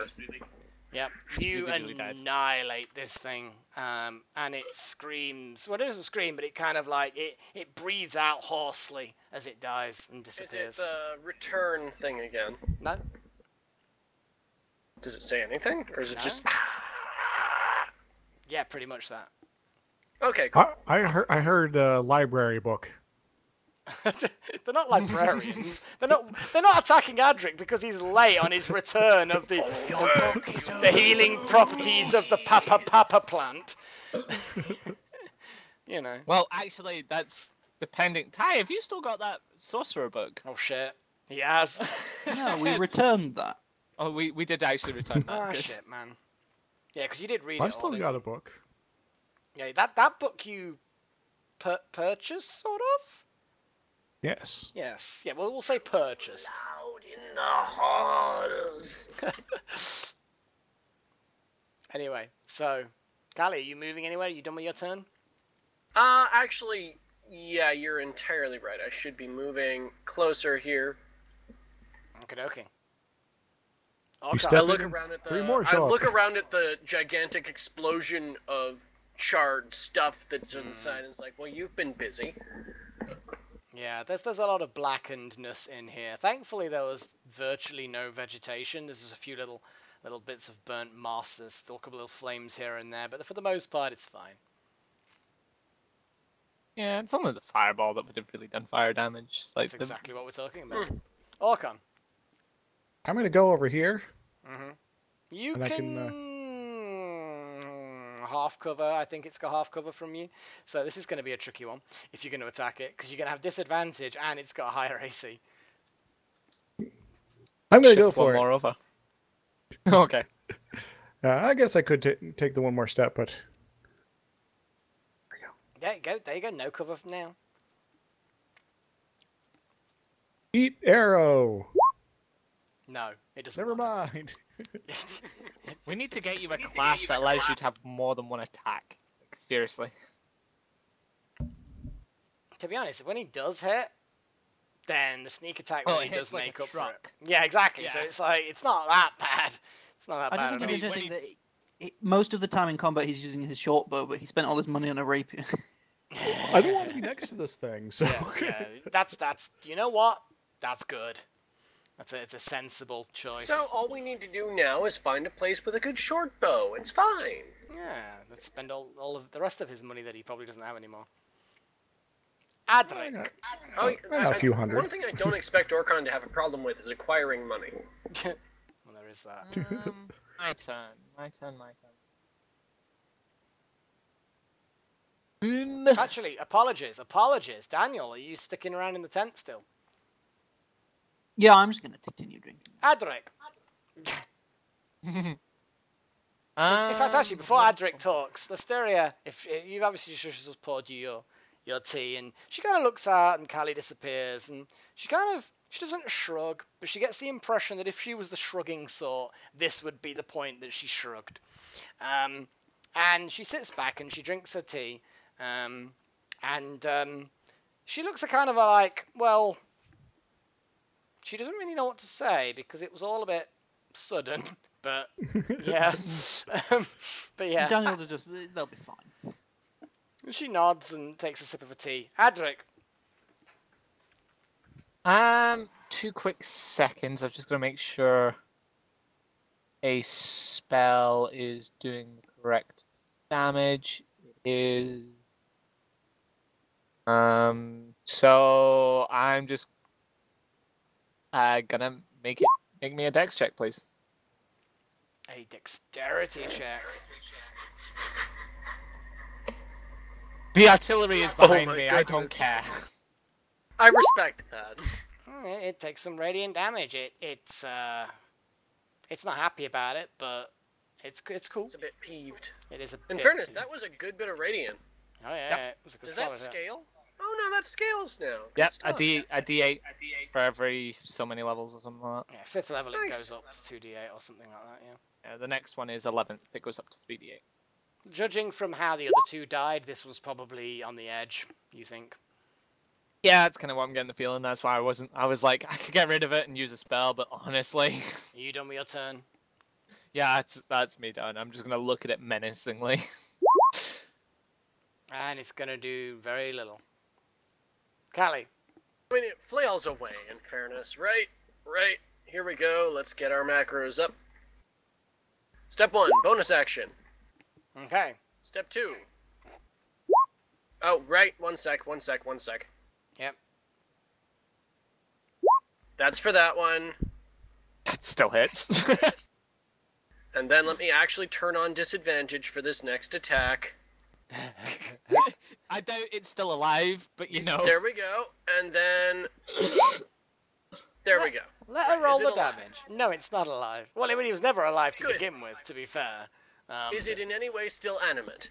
It is Good. not animate in any way at this point. And I am going to call combat. Job done. Victory! I mean, they probably needed to be put away, but there's a time and place, Adrik. As this That's one dissipates into the ground, the barrage of eldritch energy slamming into it, and it dissipates. It also, as it breathes, it sort of breathes out. They don't breathe, but it's if it was alive, it would be its last breath, and it goes, return, and disappears. It's into the ground. ungasp. I'm gonna turn to Callie and be like, I wonder what it's asking to return. And yes, Well, I there's- apologize for my running off, but in fairness, I just came to look, and then, you know, they attacked me. I dealt with it. Thank you for coming to assist, though, darling. Anytime. It's just timing. It's late. Also, like, yes, we probably were gonna deal with this, but, you know, it might have been convenient to keep him around for a little bit. Was there anything in sight? Okay, give me a perception Are roll. you gonna walk further in? There's gonna be like 5 more of them, you twat. Give me a I- perception roll, Adrik. 19. Okay, you scan around this little ruined tower, and initially it pretty much looks exactly what it does on the map. There's a few corners here and there, but any valuables or anything like that, or resources, are long since gone. The only thing you would say is that the grate that's in this corner, there's been some subsidence with the cliff that's beyond the walls. And there are some cracks in the walls, although the walls are still intact. And it's sort of torn open. There's a big fissure going in along the line of the wall. And now you come to think of it, you feel like the spirits might have been originating from this sort of big opening that's kind of in that corner of the place. There may be some natural caves under there. The grate was clearly a drain of some sort when the tower was originally created, going into, you assume, some natural caves. That's obviously cracked right the way open now. to reveal a dark passageway that, yeah, I mean, you could lower yourself down into if you really wanted, Adrik. There's probably more evil undead down there for you to vanquish in the name of Palor. Do it in the morning. Yeah, I'm cool with doing it in the morning. Let's go back. Sounds good. Time to finish our tea, So after all. did you find anything else there? Yes, there seems to be what seems to be a cave system that I think we need to check out. I think there are maybe this tower is either built upon a burial site, and with its decay, it has disrupted it somehow. We may have to have a look.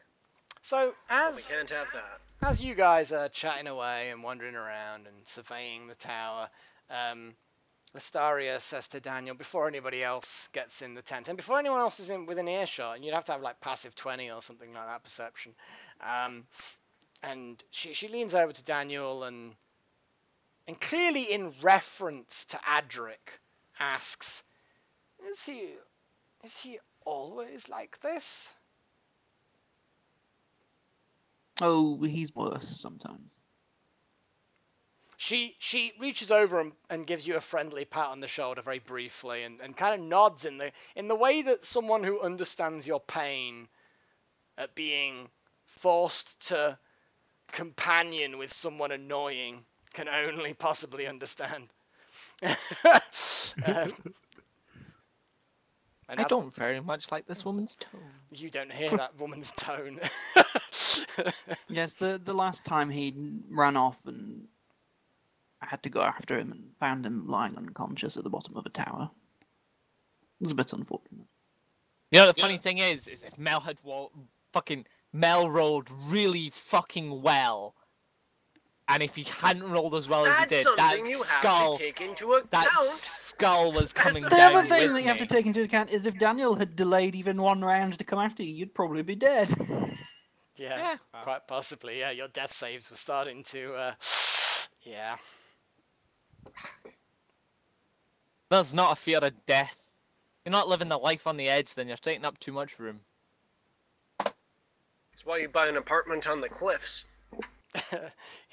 Yeah, or a drain in the cliffs, one or the other. So anyway, So I'm curious. Was that just a buffed up spectre? sort of, yes. But either way, but you've done your thing yet again of being the only viable target to the enemy, and doing Hey, sanctuary. when I'm the only viable target, and the enemy's like, if we don't want to leave the tower, then that's the point of just going bubble. You get the impression, without even any religion checks or anything like that, that they couldn't leave the tower.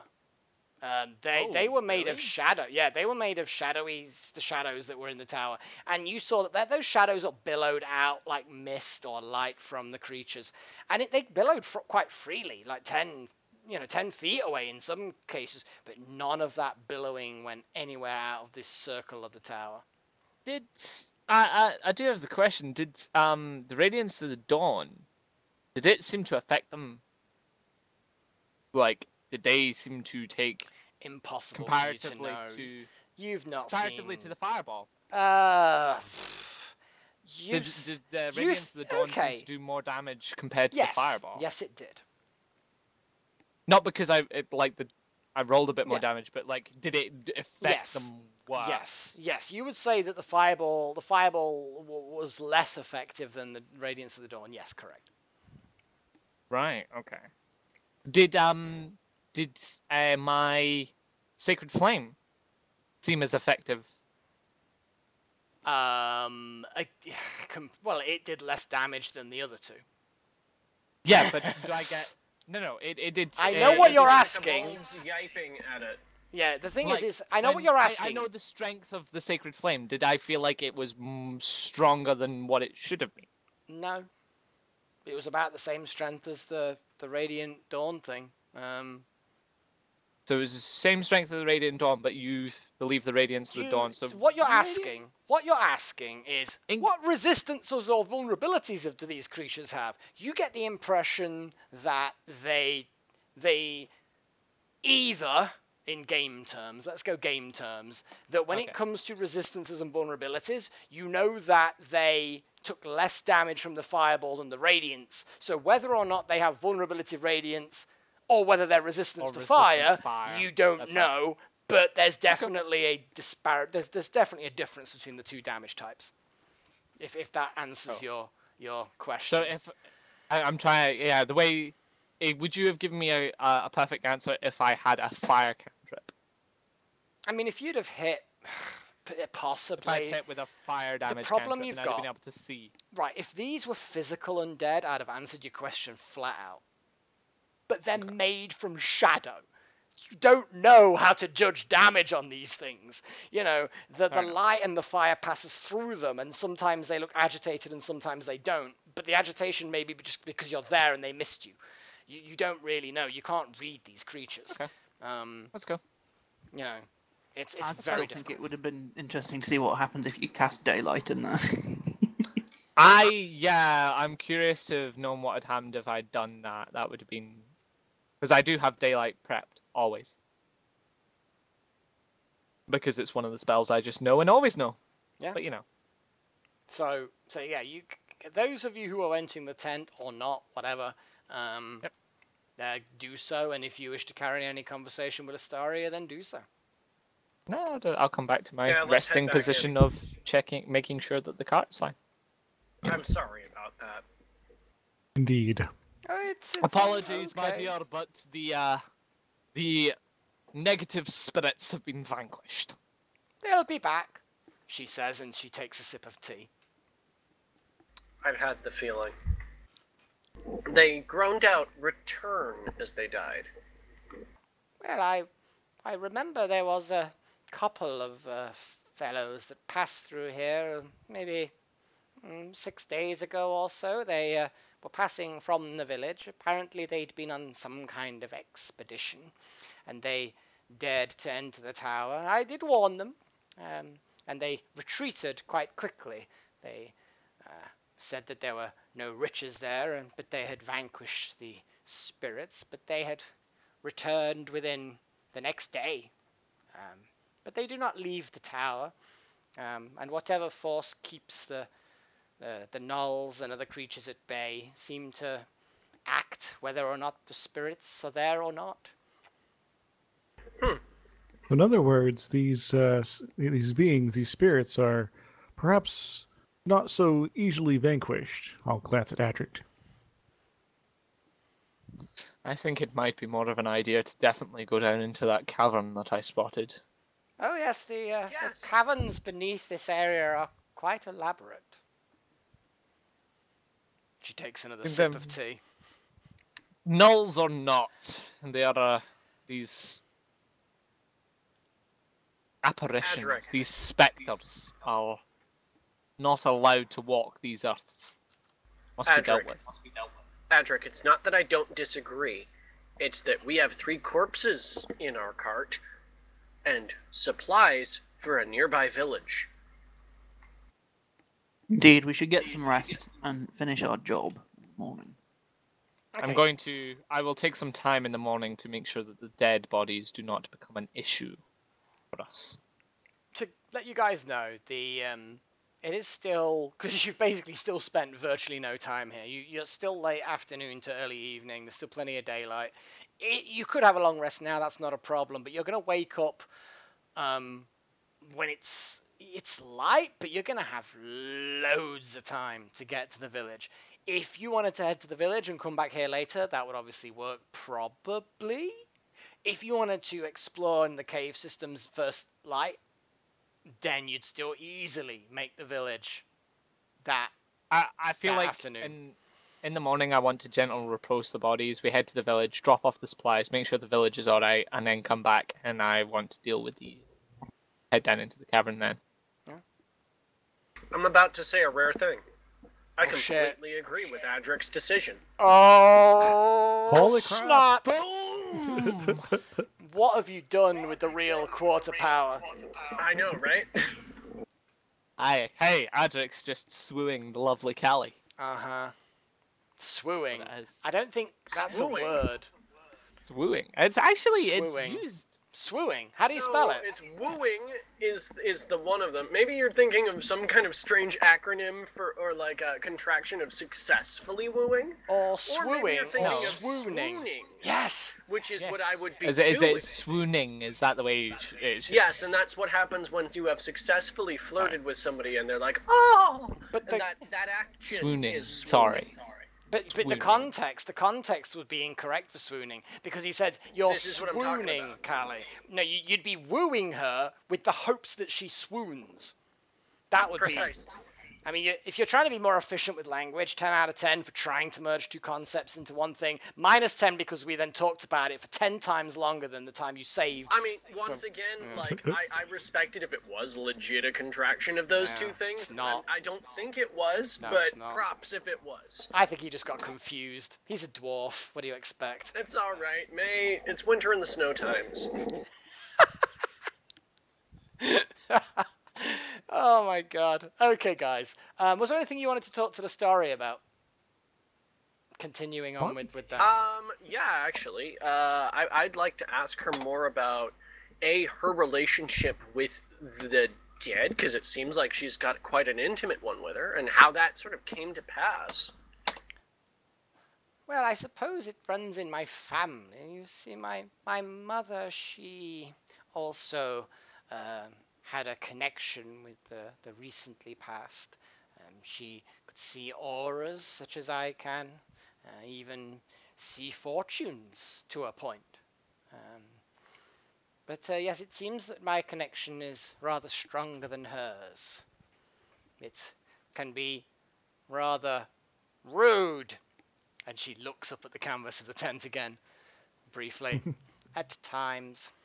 But we use the gifts that we're given the best we can, I suppose. And she notices anybody else who's drank their tea and fills up the... and at this point, she's pretty much going to run out of tea. And going to start... At this point, her hospitality has, like, you know, I've got my hackles up now. I cannot be out hospitality. That's not on. I'm taking out the fancy wine at this point. Oh, shit. Yeah. Adrik's gonna dawdle over and go and get some mugs out of the cart and fill up Yes, one of our you barrels. I'm gonna quickly take out my crystal goblet. Oh, wow. Alright, okay. And I'm gonna fill up a couple of the mugs with the two big barrels of fantastic liquid I have in them. Ooh. Are those And I'll new? I didn't think we brought those barrels with us. No, Did they're we on not- your I didn't they're think on we your did. cart. Did we not bring our cart with us? No. Oh, never mind then. Okay. Well, I will just take a swig out of my special supply. Cool. I mean, I was gonna offer you some wine, but if you want that instead, go for it. Well, the wine gets turned into the special supply eventually. I see. So what you're saying is he's drinking his piss? Yeah, that's what I was implying. I mean, thanks for pointing it out. Sorry, I know I went single entendre there. If there is such a thing. Well, yeah, it's when you say exactly what you mean. Yeah, and then without any alternative meaning. Seems almost redundant to call it single entendre. I don't know. A bit. Yeah, but either No, way. that's precisely the joy of it. Just point out that it's not something. Okay, well, yeah, you're right. It's not that. Moving on. Okay. I love you, Quarter. Marry me. Yes. Oh, You can't say that, Mel. No? Ricardus Serranus will be very disappointed. who? What? One of your fans in the chat, he wants you to have his babies. Oh shit, man. Oh shit, are you going polygamist on me? I can't be mean- abiding by that. No, being a Hold on, surrogate. let me read it again. I was talking to him and I was having a good laugh. I was like, you should meet shit. Yogoloth. Yogoloth would be right up with it. And he was like, I want nobody but Milik. I mean, that's fine as What well, about I guess. Tiffany? Well, Tiffany's pretty cool. I'd be up with Tiffany. Tiffany's a great laugh. Tiffany is a good laugh. She's up for more Pretty much than anything. most people even know is possible. Anyway, good God. So, anyway, Tiffany aside, because that's the way she rolls. Yeah, you You asked Lestari. No, you were just like bragging about her being hospitable. She Well, continues yeah, basically speaking. at this point I'm offering her wine. Oh yeah, she will actually happily. She kind of considers it for a moment. Give me your choice of perception or insight, Callie. Ooh. I mean, that's barely a choice when it comes to me. Do I want the roll that's -1 or the roll that's -1? I'm gonna go for the roll that's -1. That's a disadvantage. Let's not have the disadvantage on top of that, but Made not no that difference. it matters. Yeah, you don't notice anything. She finishes her tea.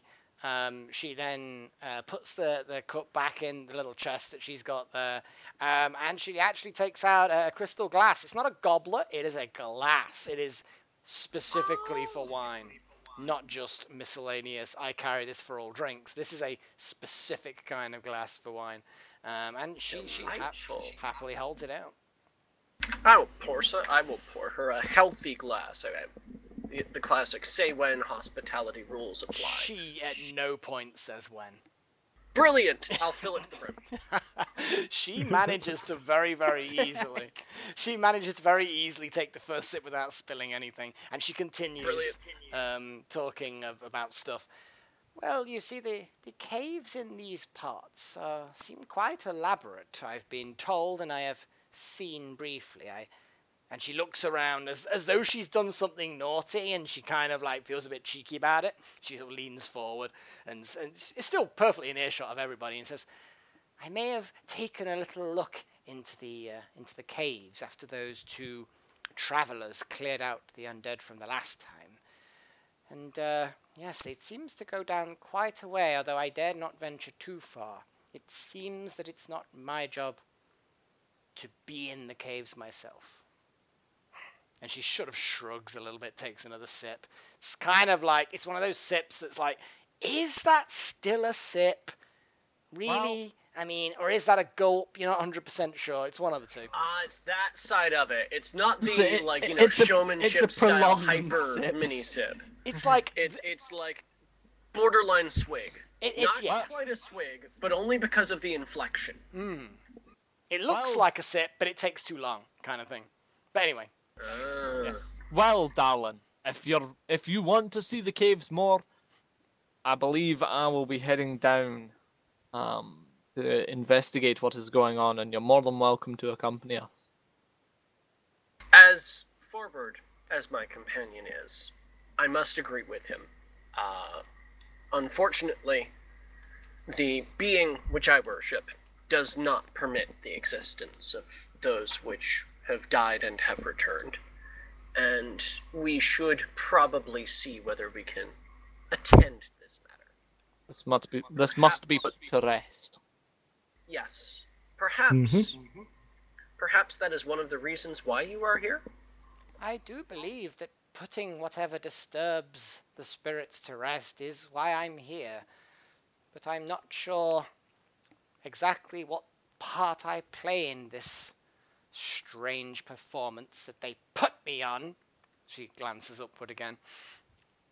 Are they always so cryptic with you? It must be frustrating not having such a clear... I will laugh. I will just bellow out in laughter at that statement. She will roll her eyes and nod. And she continues. Yes, they're very rarely helpful, very rarely concise. I will just continue laughing. Bear in mind that you've had an interaction with your patron, for want of a better term. I've had interaction with my patron a couple of times, and yeah, that's... It's like, yeah, exactly. It's like, yeah, can you be any less helpful? You're a god. Speak fucking English. Hey, the sacred eyebrow wiggles of Paylor are not to be dismissed. Paylor has come to me 3 times, 4 technically. Well, but he came to me once during this campaign, and in the backstory, twice during this campaign, and twice others in the backstory. Once when I first joined the Temple of Paylor and was like, "You're going to do great things," is what the gist I got. Once when I actually hit level 1 and became a life domain cleric, and then the other time when I hit level 2 and became a life and light domain cleric, and then the other one that's got fully on stream. But yeah, it's she smiles, takes another sip, and continues. It seems as if my part is a more passive part. I certainly don't dare go into the caves myself. Oh no, you're more than welcome to join us. She shakes her head and waves her free hand. Bear in mind, she is still, she seems to be moving around all right, and she seems to have her wits about her. But she is an old lady. She's middle-aged anyway, and certainly in this day and age, middle-aged for a human, even with a little bit of elven blood, is still pretty fucking old and frail. You're a dwarf, decades don't mean much to you. But you I'm older than her, most likely. Yeah, exactly. But, she's probably aging like a human. I mean, it tends to be that the moment you go less than half elf, you're pretty much human at that point. You might get 10 or 20 years out of it, but at the end of the day... It's more to do with just you live a little bit longer. You don't necessarily delay the aging process. The aging process is pretty normal at that point for a human. She is clearly not the adventuring sort. No, that's fair. She's busy nagging at / being nagged by spirits. I respect that. Though that being said, you are kind of confused as to how she's arranged and erected such an elaborate tent and moved all this stuff when there's apparently no cart or horse nearby. But that part aside, that is a very good question, actually. An insight check. What are you trying to check for, Adrik? I just wanted. I want to see if there's any inklings or feelings that I get that she's hiding anything. Like, as you said, like the erecting the tent and this, that, and the other. But like general deception. She said she said she went down into the caves, but she's unwilling to come when she has an escort. Like she poked her head in, I think was the roughly summarized version of it. But yeah, I feel like her version of describing that was a very flowery way of saying, yeah, I peeked my head in for a split second, and yeah, those fuckers are deep. Yeah, pretty much. Yeah, that's what I got. Yeah, I wasn't going down. I tell you what, Adrik. Crazy to go down there. So, you guys want to go down there? Adrik, I tell you what, I'll let you have an insight check and see if you can glean any feelings from her. You get the impression that so far she's been really open and honest about stuff. The idea, I mean, there's no way that you, from an insight check, without directly questioning her, could understand how she may have transported all these goods. You would have imagined that it would take a cart to transport all these goods. Not 100% sure, but you imagine so. I mean, lots of horses maybe, but certainly she did not carry all this stuff herself, not even remotely, unless she used magic or something. No, more well, thinking I'm like... about to ask whether she is trained in the ways of the magical arts, and whether that's how she communes with those from beyond. Oh, I wish I had something... Or whether she uses a messenger app. Messenger app. She wishes that... I wish that I had some more practical talents, I suppose, as you described, the magical talents. Or in my youth, I picked up a sword a few times, but not really anything that would have constituted actual training. No, for now, my talents seem to be lying simply as being a conduit to their whim. Oh, so please, one thing I might be able to do for you. She holds out her hand and she gestures for you to do the same, Callie. Mm-hmm. So she takes your hand and she looks at the back of the hand, and her hands, although she's quite old and they're quite wrinkled, they're still quite soft. And she sort of like rubs your hand a little bit, and your hand is obviously smaller than hers. She sort of turns it over and looks at the palm and studies it and ums and ahs a little bit. And oh dear. What are you oh-deering about? Oh, yeah, dear. it's just if she actually knows her shit, this might not have been the best play. She looks and she kind of a brows furrow a little bit and she traces a few lines on your palm and she says, very interesting. It seems that you have a guardian angel of sorts, though I'm not quite seen anything quite like that. Though your companions certainly have been very protective of you. She glances ever so briefly at Adrik. Ever so briefly. The sort of thing that really only Callie would notice at this point. Yep. Yep. I'm like the right side of my mouth is gonna curl upwards slightly. Oh, yes, you have it seems that luck runs with you quite strongly. And she looks at your hand a little bit more and says, well, it seems that I may be right. Ah, fuck! Right, I mean, that's just like, stream, I'm gonna have to start thinking about, Discord in this. Even though Discord, I don't want to be, gonna stand out on a limb and say anything, but Discord, it's not as good as TeamSpeak. But at the moment, I'm beginning to kind of think, yeah, even its server instability might be better than this. Let's do this. Let's do Connected. Channel I switched. don't know, my hex line.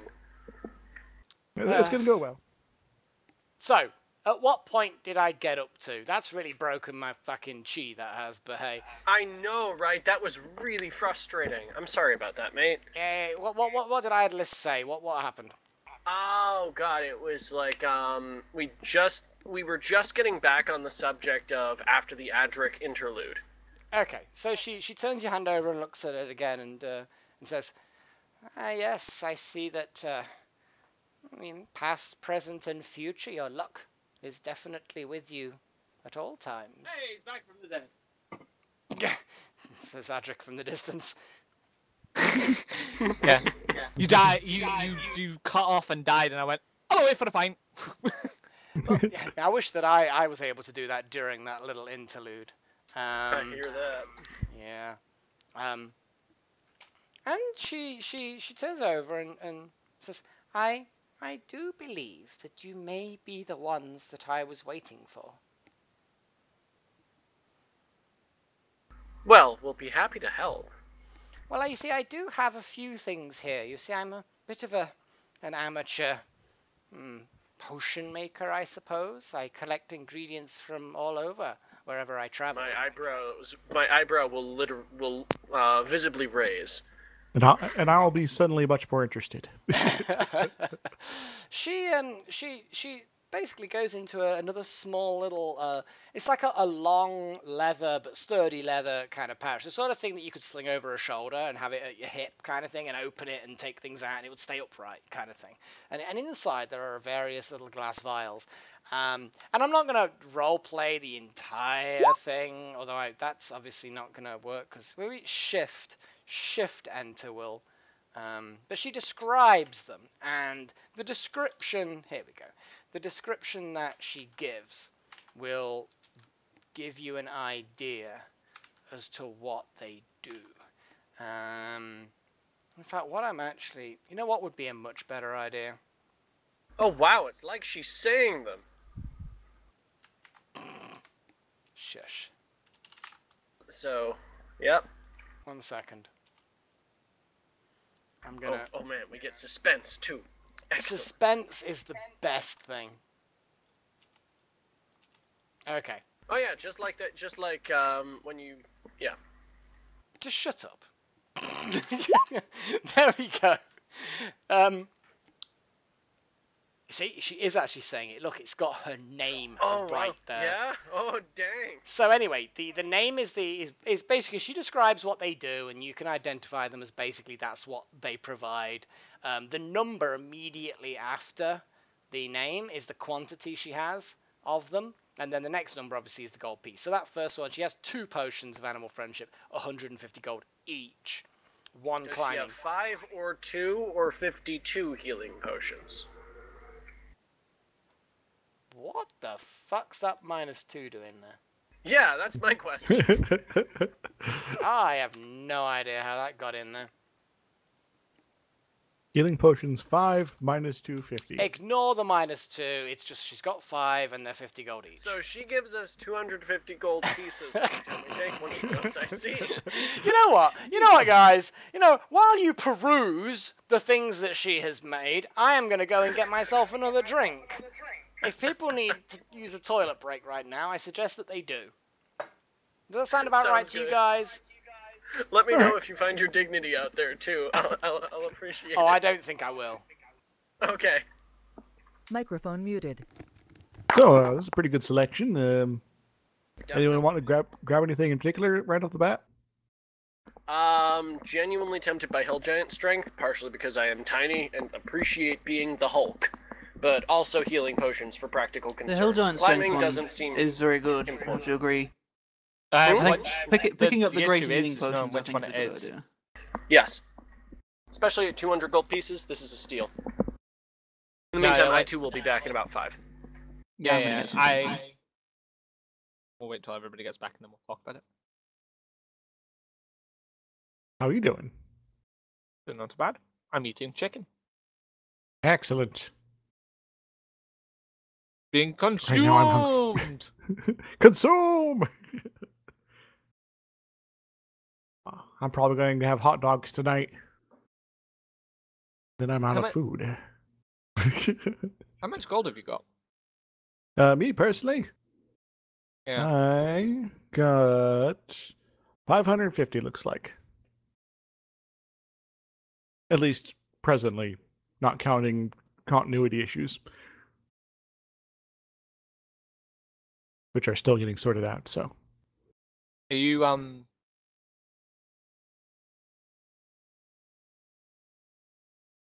was there anything Right. on there that you specifically want?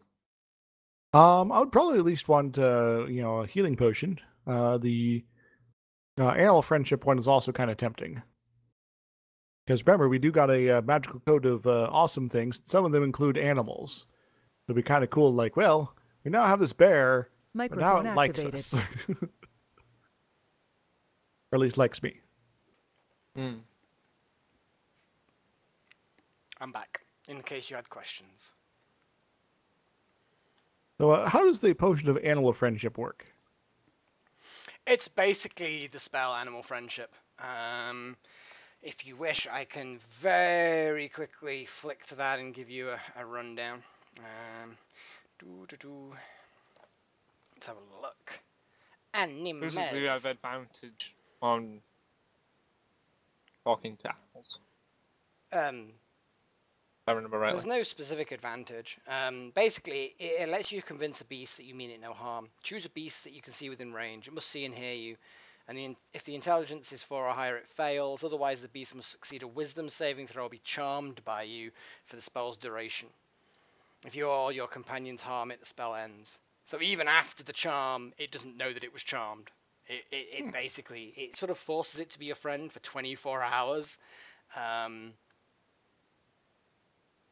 And then after that point, I mean, if you've treated it really well after those 24 hours, it may very well just choose to stick around anyway. Sweet. So I was thinking that we got some critters in that magical coat. Mm-hmm. I do have a question, Mel. Yeah. Hill Giant Strength, which one? There are multiple hill giant strengths. Oh no, shit. Hill Giant, so it's 19. Was it 19? Nope. I gotta go and look up my DM's guide. Yeah, you do. But either Is it way, 21? it is 21. I mean, obviously your characters don't know that, but yes, for the sake of argument, yeah, it is 21. Yeah, the healings are the standard 2d4 plus 2. The greaters are the 4d4 plus 4.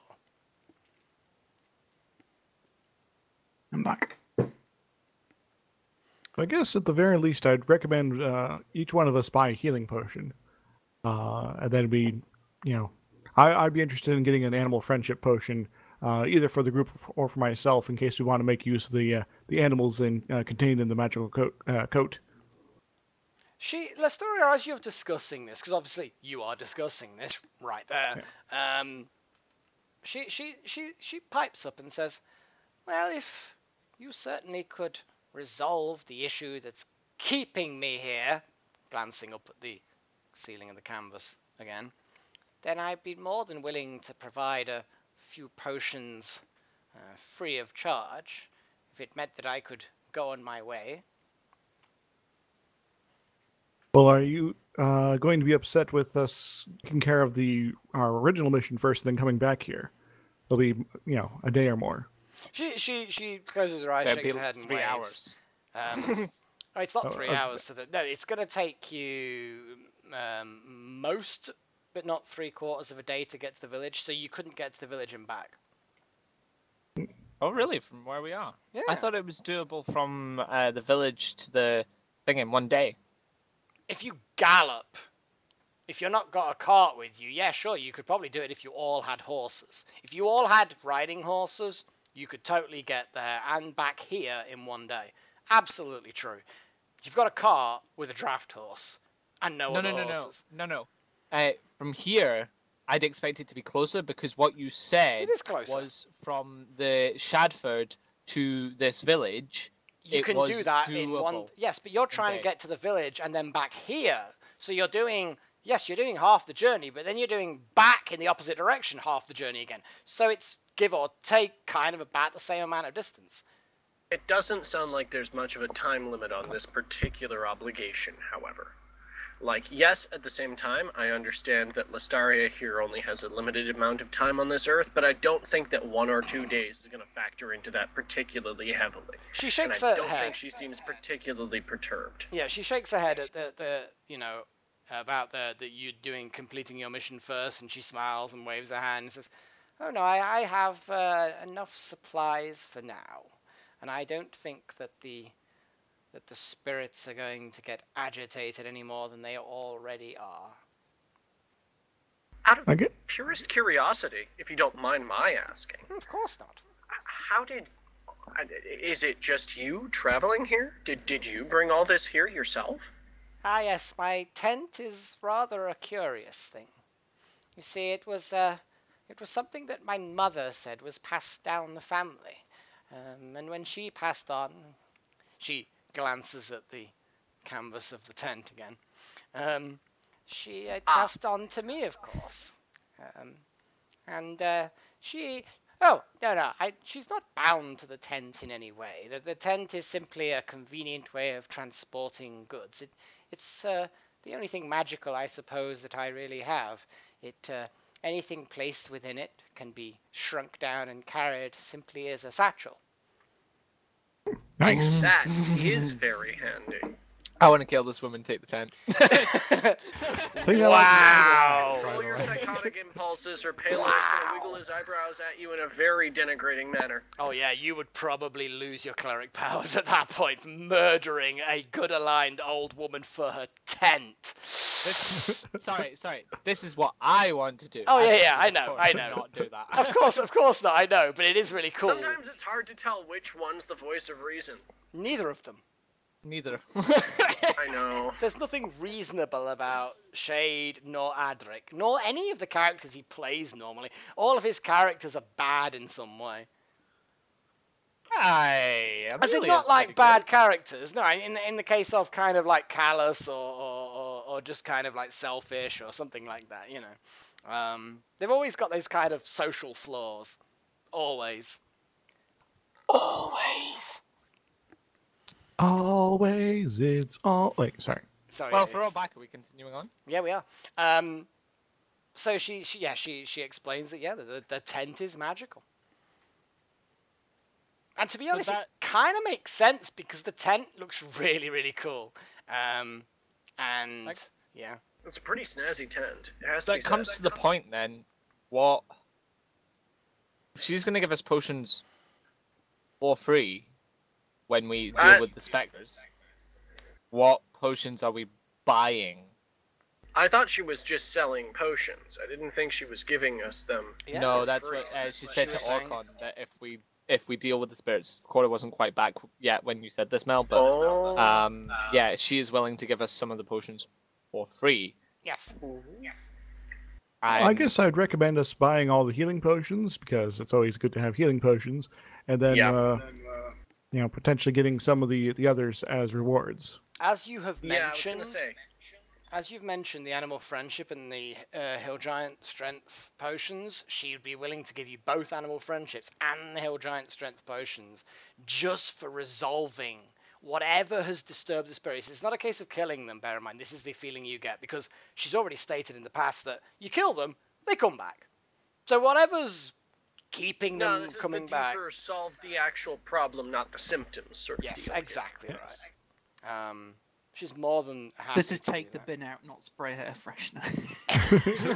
Yes, exactly. And make sure that the fucking bag doesn't burst and spill all over the driveway because she ain't cleaning that shit up. It's gonna dribble all the way out the door. Keep the Aw. foxes out as well. like Exactly. all these little things. Don't just stack it next to the bin. Make sure you put it in the bin and make sure the lid's all the way down. And you know if it's sticking up a bit, just put a brick on top. Make sure. I know, but you know what? Responsibility, man. You know, if you don't have to take the fucking mission. Cleric's duty. Um, No, Adrik's already taken the mission. That's that's fine. Yeah, it's undead. I mean, yeah. Yeah. Well, this Gotta go mission's deal with already that. exciting you more than deliver what is obviously actually really important to this small town.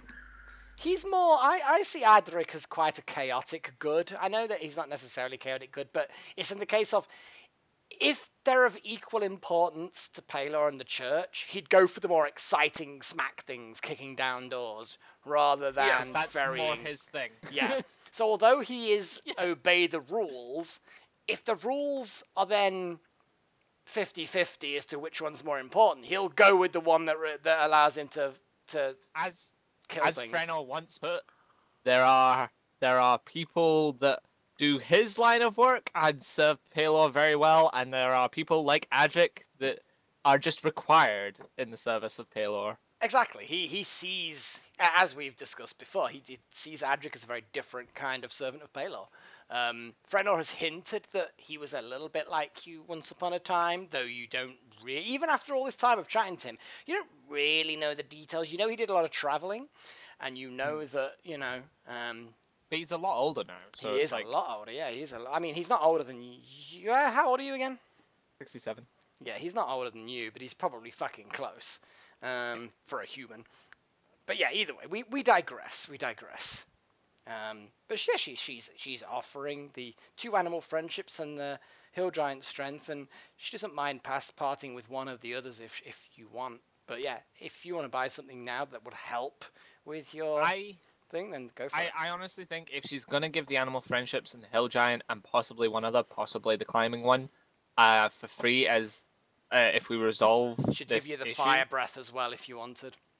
Oh yeah, if those 4, I was thinking of picking up the fire breath just cause. The I mean, water I'm breathing, we mainlining do those not healing need. potions. I'd quite like to pick up a greater healing potion. And probably one of the regular healing potions as well. I'd say we should probably pick up at least 3 just to have on supply, just in I case. think we should probably buy all Just of them. in It's just case. who's Yeah, buying what. I was just about to point out what healing potions are not bought. I will buy the rest. Ah, sweet. Never mind then. We're all good. I need to save my money because I have sudden immediate scribing concerns. Yeah, I'd quite like to pick up one of each of the healing potions. Okay, who is wanting to purchase healing potions for themselves out of their own personal funds? Me. I will purchase 2 healing potions. Okay, if you're Normal wanting healing to potions. purchase healing or greater, if you're wanting to purchase potions, then please type in the chat how many and which ones. And if there are enough supplies, then you will get what you want. If there are not enough supply, you go on. Well, Adrik will, as people are like, who's gonna buy what? Who's gonna buy this? Adrik will put 650 and just buy all them all right now. No, And the you party can have put you. Oh, if you are buying them for the party, Yeah, I buy them all for the party. out of your own Oh, personal okay. funds, Oh, 650. Okay, Done. cool, done. are I you will then not argue fine? with that at all. Are you then fine with people carrying them as per their requests that are just popping up here? Because obviously then... The only request that I have is I get 1 greater. The rest, everybody else can... That seems Fight reasonable, amongst. actually. Well, nobody has asked for the other greater healing potions, so... Okay, if you want to spend It's 650... Is that what it actually is? Because I hadn't actually done the maths. It's Yes, it two is. 200s and a 250 in Okay, gold pieces. You have purchased both graters and all 5 healing. Glancing at the things, there's a greater healing potion left over because only Daniel wanted a greater, and there is 1 regular healing potion left over. Cool. I'll take them then. Okay, everybody else gets exactly So what those they are the want. 2d4 ones? The 2d4 plus 2. Yeah, the normal healing are 2d4 plus 2. Greater healings are 4d4 plus 4. And everybody gets what they want. Only Adrik has to spend money. That's pretty cool. Sweet! I have no complaints with this. You're the best, Adrik. Like I said, I'll bitch at you punching ghosts, but I will also assist in punching ghosts. Yep. Or zapping ghosts, as the case may be. Punched them eventually. Well, you know, at a distance. Magical punch. Hadouken! 4d4 plus 4, isn't it? 4d4 plus 4 for a greater healing, yes.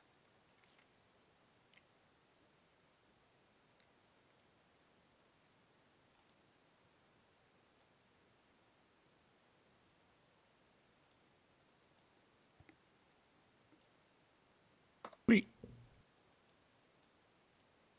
Thank you again. She hands out the potions and she takes the money. Make sure you mark it off, Adrik. Already done. Awesome. And she shakes your hand, but like a dainty shaking of the hand, Adrik. You know, not like she's weak, but she's being a bit of a lady. And then her hand grips yours suddenly during the shake, and Okay. and she's kind of looking past you, and she takes a deep breath in, and she then starts speaking in a very strange voice. Yeah, in a very low voice, what I say? Well, not really. It's Are her her voice. eyes milky white, out of curiosity? Actually, no, she's looking up at the tent at the moment. She doesn't look particularly... And she says, "Oh, I see a cloud unseen. A miasma. Every dwarf. Tunnels, darkness, scratching. So many. Pipes. A glowing tomb. Ah!" And she kind of backs away, lets go of your hand, and just kind of like looks around and kind of seems a bit confused as to what's just happened. What I'm going to do is I'm going to, since, you know, you're probably wondering what the fuck, I'm going to paste in exactly what she just said. So many pipes. Now my question is, are those going to wind up being the pipes, or are they going to be the pipe dream pipes? All you know is that the dots are pauses, are definitive pauses between things. Whether or not they're a pause because the sentence was broken up or that it denotes a different sentence, you don't know. They were just pauses in the things. So you don't know what concepts link to the others. And then the was just like... And then she carries on. In her normal voice, she seems to compose herself a little bit, and she looks around. She sees the wine that she's mostly finished, but not quite. She picks it up and just gulps it. Yeah. And she just kind of wafts a little bit of air on her face. Although you've noticed that the tent is actually really, really comfortable, both humidity and temperature. Considerably nicer than it is outside. And she says, I'm awfully sorry.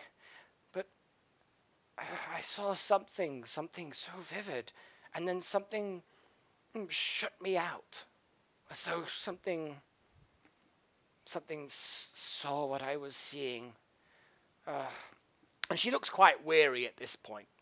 You're not haggard precisely, but it's like you wouldn't have been surprised if she'd gone out for a half-hour jog and just got back. The change in her demeanor. And her physical kind of like it's visible. Whatever has just happened, cliched as it may or may not be, has definitely drained her a lot. Hey, cliches are only cliches because we use them. I respect it. Exactly. Doesn't mean I won't call them out. Oh, absolutely. Yeah, the whole milky eyes and the deep voice. Yeah, I wasn't going to go stoop that deep into a cliche. Heaven forbid. But yeah, you're on the right track. Okay.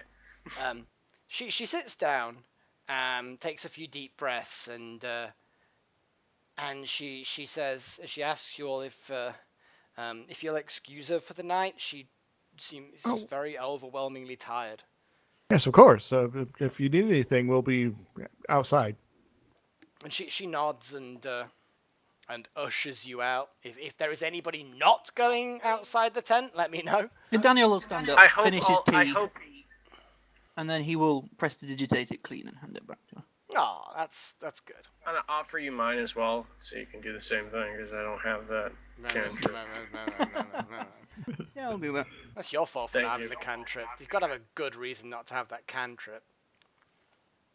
Well, yeah, it's almost as though I had a couple other cantrips that were kind of, important. Anyway, thank you for the tea. And your rather pleasant tent. And your company. It's been rewarding.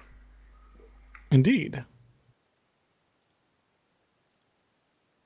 And I'll start setting up mine. Just like, little bedroll. Actually, fuck it. Oh, no, there's... Stuff in the cart. One moment. Now what? We don't have any of our Yeah, stuff. it's just too grody for me.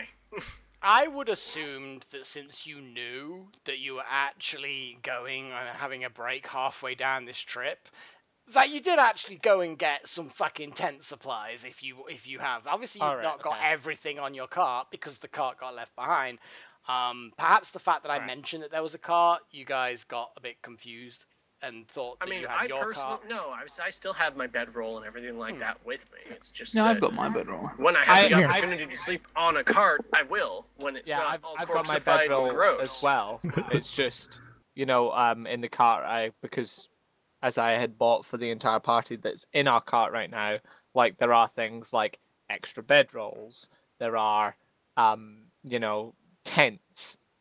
Yeah, Adrik, I don't suppose you could do something about these bodies so they don't start to smell in this warm, muggy weather. They're going to get very unpleasant very quickly. They're Unfortunately, already not till the starting to morning. smell. They're already starting to smell a bit. If you go near them and sniff, you can sense that In the morning I can putrefaction. sort it. Oh God, really? In the morning? There are Yes, flies. unfortunately in the morning. There are I can't- flies. I'm gonna go ahead and make my camp over here. Same here. Are We should you probably have a saying watch, you by were the way. okay with me I had brought the tents and stuff? If you wanted to have brought the tents, because you literally, Had just yeah. they had already been searched for and purchased and stuff like Yeah, that. yeah. But obviously everything else is on your other cart. But yeah, any camping supplies, you knew you were staying overnight. I'm not going to be a dick and say, Okay. an honest mistake, Oh, blah well, blah blah. you didn't immediately talk about it at the time, so Yeah. Fair enough. That's DMs fine. that do that are So, arseholes. Don't worry, I'm not like them. because the two acolytes of Palor were coming as well, I would have brought all 3 tents. That's fine. They're more than happy that there's actually, somewhere to take shelter in from, And I guess I will build up all 3 tents. Yeah, they help With and the- they are this- perfectly capable. Yep. They've done this sort of thing before. There's not much more to say other than that, really. Yeah, we'll build a wee fire and I'll sing a few songs and it's gonna be beautiful. okay. Who's we'd drink making some the mead bonfire if this I had time? my barrels. A mead. Z. Lol.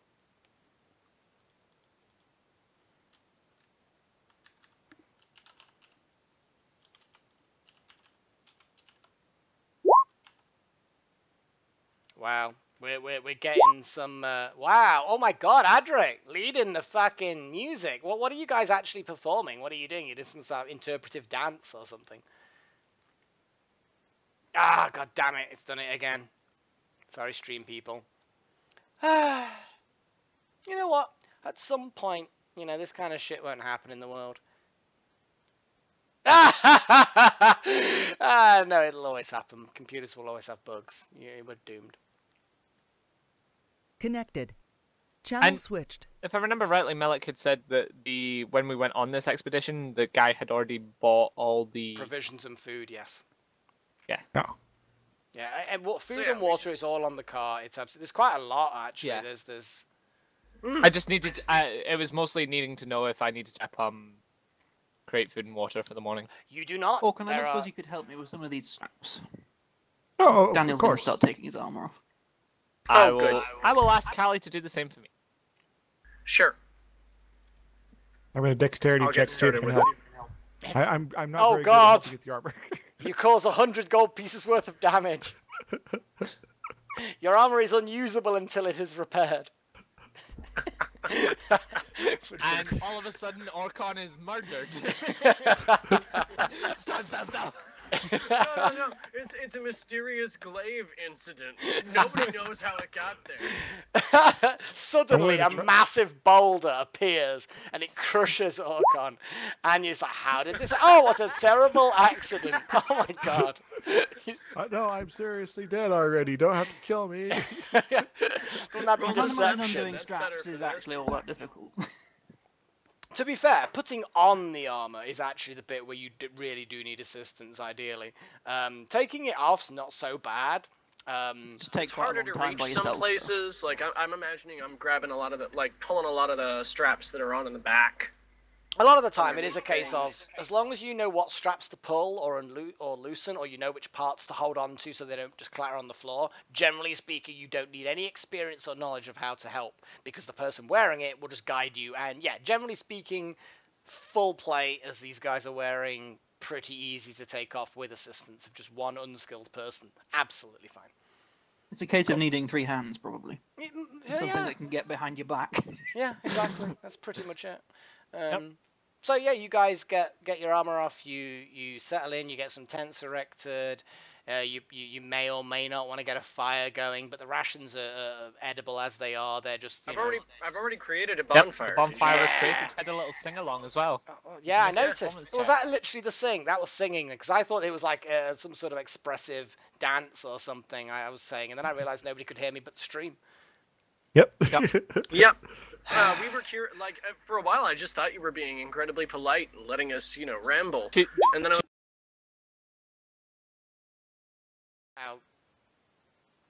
Now it's gone again. I mean, that's just starting to really get my goat. Ugh. Is my only response to that. It's, Connected. Channel blah, blah, switched. blah, blah, blah.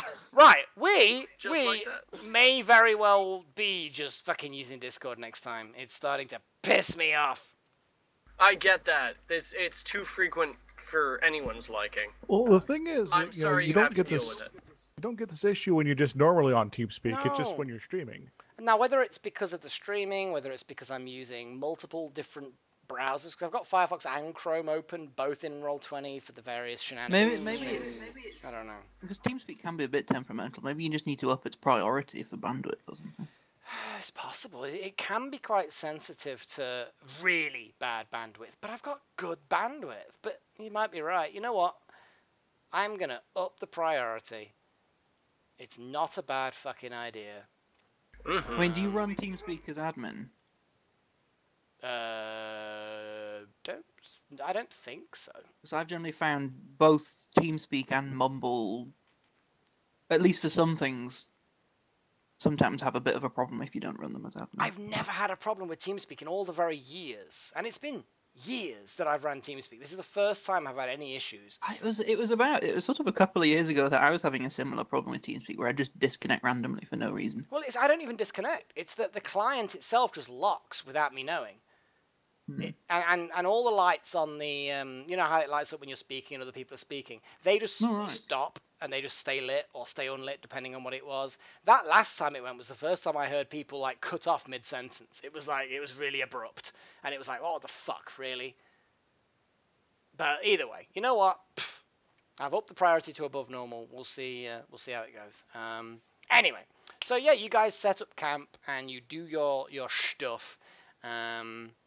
And yeah, it's still light, but you guys have been in a couple of fights today, so you've exhausted some spells and you've done various things, and a couple of you are injured. Well, most of you are I'd injured. imagine actually. we're probably going to eat before we go to bed. Yeah, you're gonna eat some of the rations that are with the cart. You basically do all the stuff you'd have expected Daniel's to going do. to pull out an oily rag and start cleaning his armor. I will assume that everybody is also caring for their armor, though I do appreciate the mention of it. It's a very good immersion. Yes. Thank you very much, Ty. Everybody else's armor takes -1 AC. Dang it. Even My if it stomach requires, lighted yep, even if you have no armor, you now have -1 AC from whatever your base armor is. Even if you're a barbarian with no armor, you now have -1 AC. You haven't oiled your pecs enough. They probably do oil their pecs, in Be fairness. right back, oiling my packs. Careful Would you of the like some- nipples. Would you like a hand with that? Oh my. I was about to say that From a that's shapely requiring a elf Drax lady reference. like you, certainly. So You might as well use your scrolls and transfer them over into your book. you have a choice, guys. Are you gonna go and have a long rest now, and you will literally have completed your long rest just as the sun is rising?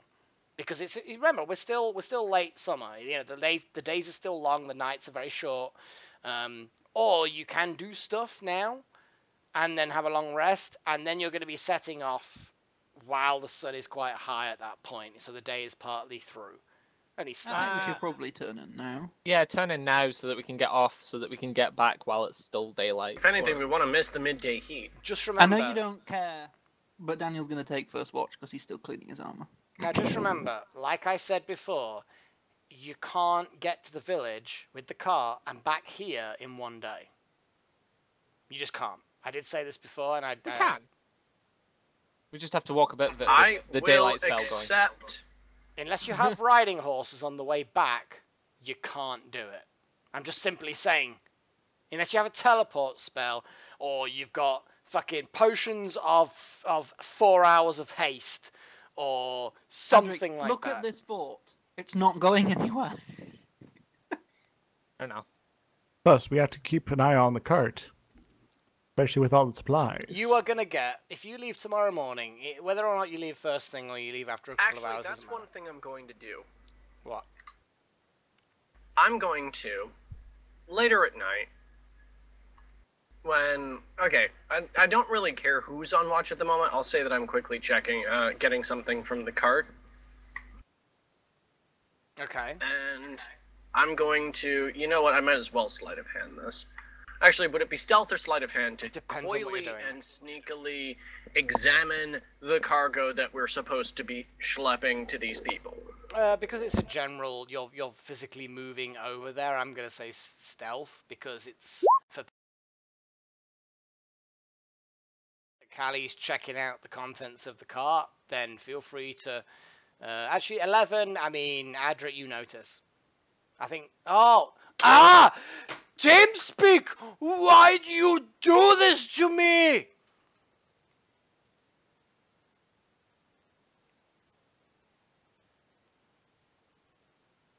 I'm disappointed.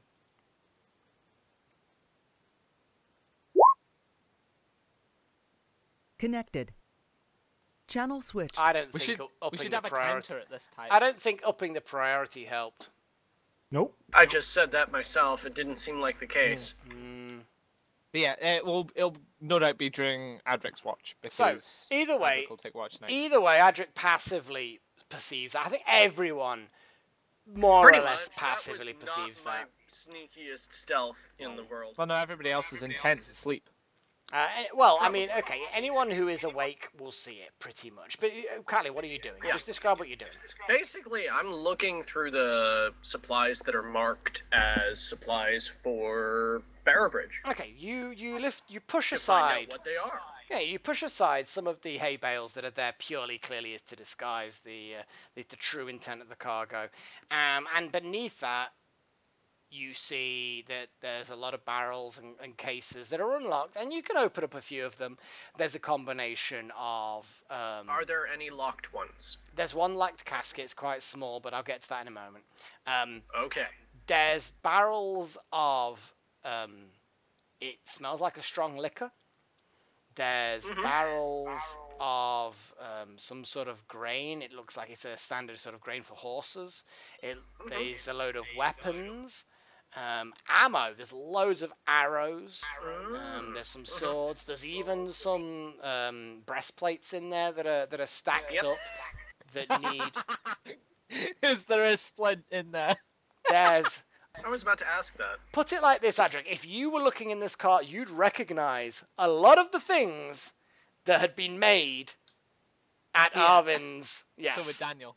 Yeah, so would Daniel. A lot of the things that were made that were suddenly the order. There's a lot of splint. There's a lot of its components. It's kind of like all the straps have been taken away and it's been packed for transport. Yeah. It's not like I'm seeing a billion mannequins there wearing this stuff. Absolutely. That'd be awesome, though. It would be awesome and inefficient.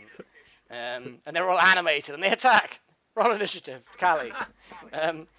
No, and then there's a lot of other things like that, but a lot of it's armor and arrows. Yep. And Bit of grain, weapons. bit of booze, that sort of thing. Yeah, exactly. The locked casket is quite small. It's only about a couple of feet by 1 by 1. It's got a lock on it. Looks like a pretty solid I have storage a couple case. ways through this, and technically, this could count as my other spell for the day before I restore them. What are you thinking?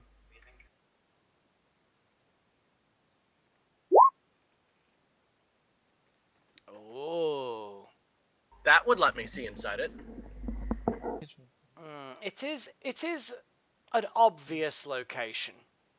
It is through the roof of a chest. I'm That's assuming fucking clever. I'm assuming you're gonna choose seeing rather than hearing. Yes. Okay. You have a look inside the case and you see complete blackness. Yeah, I had a Have you feeling got that dark was vision? probably what you were going to say. Have you But not I got dark figured vision? this was worth a try. Halflings don't get dark vision. Oh. See, if I did it, I'd be able to see.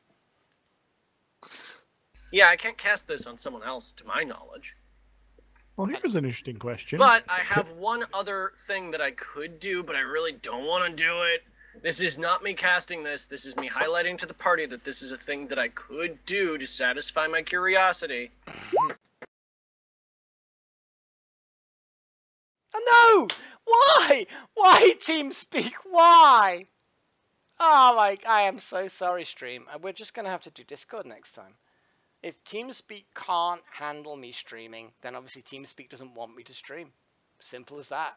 It just doesn't like it. I'm so disappointed. Connected. I Channel can't switched. remember what the restrictions are. Yeah. Hold on, Welcome let's back, have a look. Malik.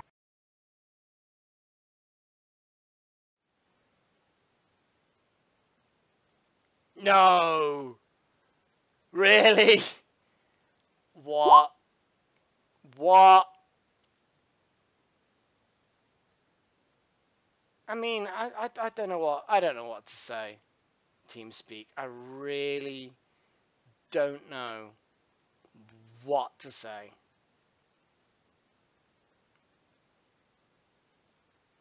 Let's try. Is it my account that's corrupted? Connected. Maybe. Channel Switch switched. over. The only person that would have to do it is Izzy. Is the only person that would need access to my Discord, but that wouldn't take 2 seconds to send him a link. Bark Right. twice if you can hear us. Oh my god, thank goodness. Hooray! Oh, there's no longer a Melik. No, on the off chance it's for some reason the account. I don't It's know. a possibility. I mean, hey, it's worth a shot. We have Some a cunning strange plan. abomination has eaten our DM. I know. Fucking what weird thing is this? At least I have sort of only Some weird ass green dragon with brown hair. It'll be fine. as long as I only have one tail shade, so at least that part of me's normal. Yeah. So go fuck yourself with one of those 9 tails, you abominable. My tail. Don't even stop. So, after seeing complete blackness, I'm gonna look around. Do I see Adrik, like, obviously eyeing what I'm doing? I mean, Not yeah. obviously, but Adrik Adrik. does every now and again turn around. Hang on a second, Adrik. Are you suggesting that you're being subtle? Discreet. Adrik has a thing for Callie. If he's Yes! deliberately seen her try and No, sneakily walk away, No, he's no. gonna, like, leave her to it. I'm gonna call bullshit on that because yes, I agree with the first part of what you said that Adrik has a thing for Callie, but that thing would make him look more. He would watch Callie, especially. It's like either way. I suspect. I tell you what, Callie, give me a I perception. don't know, she's got her ass hanging out of the... Wow. That is kind of what's happening right now. And it's dark, so she won't know you're looking either. Oh shit. That's true. Oh fuck. Yeah, I'm looking... What? You fucking Oh, perv! the dice are Oh, with me. it doesn't matter. I mean, I would even turn around and say, with that perception, dark, pitch black sun up, the chest is actually, it's not perfectly light tight. I would say that you get the impression that there's money in the chest, amongst other things. But Yeah, I'm still gonna go ahead and Yeah. peer over to Adrik for a sec. oh, Adrik's gulping at you, and then suddenly realizes that shit, you're actually looking directly at him, and then I don't know, Adrik, what do you do? Enjoying the view? Yes. Yeah, that's the Adrik. Well, that's while the you're Adrik. Not here- gonna lie. Well, while you're here, would you object to helping me out with something? Because Lysol never answered one of my questions. Okay. Because I get the feeling there's some... Look, tentacle things don't attack random cards. I will quietly just Excuse me? over. There's no ba-dum ba-da-ba-da-bum but yeah ba-ba-da. Ah! You know what? I think you know what I'm gonna do? I think I'm just gonna start dragging people. I'm just gonna start dragging people. Who else needs inviting? Ty. Who else needs inviting? I don't get it. I just don't fucking get it.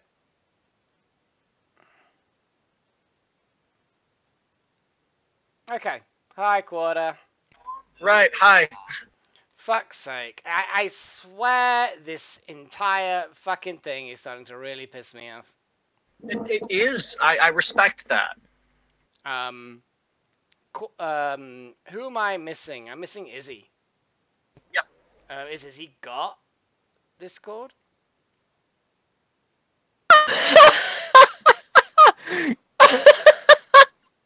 Okay. Izzy.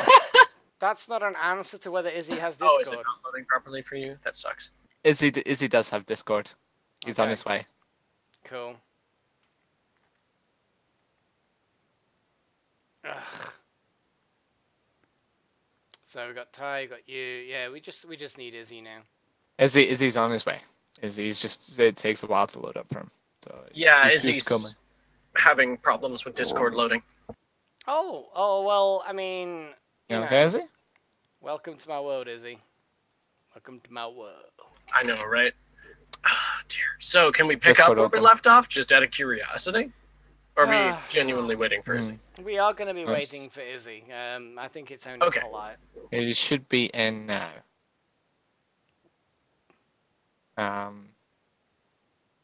Yeah, and I need to have you as a friend. We normally do all the things on my Discord. It's all good. Mel made one. Actually, that's a point. What? Oh no, I do have you as a friend, thank goodness. Oh, Dr. Izixs. Oh. Yeah, I was gonna say, I thought I had Izixs, but I guess not. Friend. Doctor. Sorry, stream people, but yeah, we're wrestling. We are experiencing technical difficulties. Please Yeah. stand by. Yeah, exactly that. Exactly that.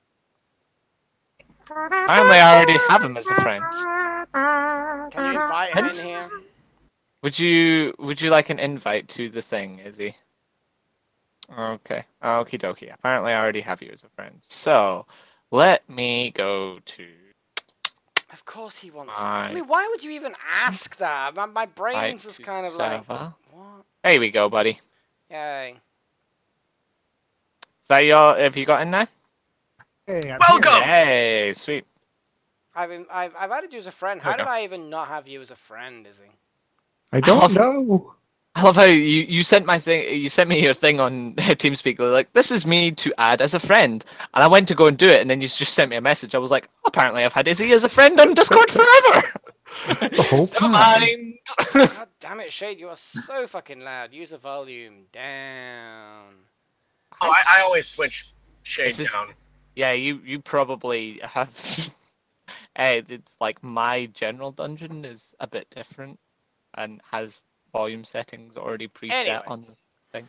So, basically, you are ushering Adrik over for what reason? I didn't catch any of that. Oh, yeah, basically, so, where I was getting at is basically I talk to him and I say that whatever's inside this chest should probably stay in that chest. We've been asked to escort it for a reason, but random tentacle monsters don't attack carts for no reason. I'd like to know whether there's anything important in here, the only locked thing inside this cart. I've already got a spell cast that will let me see inside it, but I don't have any light. Would you mind illuminating the inside of this? Is that something you can do? We had a discussion while you were gone, Mel. I'm going to have a look at the light description and see. Yes. I am going to turn around and say that, yeah, the inside of the chest will be illuminated now. Okay. Adrik will Okay, you look inside bonk the and chest. all you can see is a pile of copper and silver coins. That's it? That's it. Almost like there's some people in the neighborhood back in town that have been offloading lots of copper on silver coins. Ah, shit. Or Right. soldiers need to get paid. Oh, too. that could be a possibility as well, yeah. Yes. Lysom That did too. briefly mention the fact that there are soldiers that have supplies and things, so it would make sense that all of this is for soldiers, and if there's money involved, that would kind of make sense that the soldiers would need money as well. Yeah, It's that does payroll. make sense. So, I sort of step back for a moment. I'm like, huh. So, does that mean... That's odd. Adrik will look at Callie and be like, It's just money in there. okay. I just thought, you know, with the you know, the gnolls and the tentacle beasts, there'd be something, I don't know, important. No, money's important. I guess, but He'll it's, kind of you know, smile Church at of her. Paylor and everything like that. He'll smile at her and be like, Frenor told me the acolytes are just there to assist with burial rituals and assist with some healing of the soldiers. This all just still seems too... Something's off. Look, don't worry about it, honey. Come on, let's get back to the fire. Something's off. It's probably those corpses. Um, Do I hear that quip from Ty's tent? From Ty's unconscious sleeping form. Just muttering in his sleep. but yeah, no, honestly, don't worry about it, honey. These bandits on the road, we'll deal with when we get back to Shadowfell. Okay, it's just... I smell a rat. But yeah, fire. Probably a good idea. Rats probably nibbling on those corpses. And you're still stuck in that tent with, you know, Orkon. I could think of worse people to be stuck in a tent with, but not many. Yeah, she purty. She is pretty. Good. She is very pretty. So guys, Um, is that all for nocturnal shenanigans that we're going to be doing today? That will Yeah. describe in public, yes. Oh, good God. Yes. I mean... Oh my. I mean... Wait, what? Ha ha ha! Are Got we you sharing all a there. tent? We're not sharing it. If we're sharing a tent, then yeah, no. Everything. Wow. No, not yet. You're just Well all done, pervs. You're all pervs. 9 months later. This, jeez. I mean, I'm glad spell, but okay.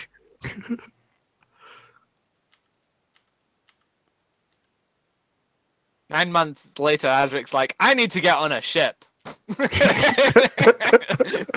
Bye. Oh boy, you really like Hex, don't you? Wow. Bring it. My light I'm really shines glad bright. you don't have an attachment to your mortal form. I'm pretty sure you don't resist any of the damage outputs that I have. Just throw No, that I out. don't. No, I don't, but neither do you. Oh my god, people! I mean, If you tried to do that, Adrik, you'd Fall probably in be the love and minority. fall out of love, and you're trying to murder each other. You guys shouldn't have gotten married. Come on. For romance, it's why you don't do it. it's pretty, yeah. Well, no, see, you didn't listen. Adrik was getting on a ship. He'd have to go back down to his family and tell them all about how he has a wife and a kid. Backpedal faster, bitch. Come on, carry on. Come on, Adrik. You know, pull out all the stops. We don't want to have a half-assed fucking digging yourself out. He's gotta go back, and he's gonna tell them all about you. You're to stay here because the baby's not old enough to travel. So Adrik's gonna tell them all about you, and then he's gonna come back, and he's gonna get you, and we'll all go together as a family. Oh, definitely. Definitely. After a convenient 6-month pause in between these. It's about a 7-month travel on ship, maybe even longer. It's maybe about a year travel. Yeah, You're talking about gone for about a year and a half, maybe 2. Yeah.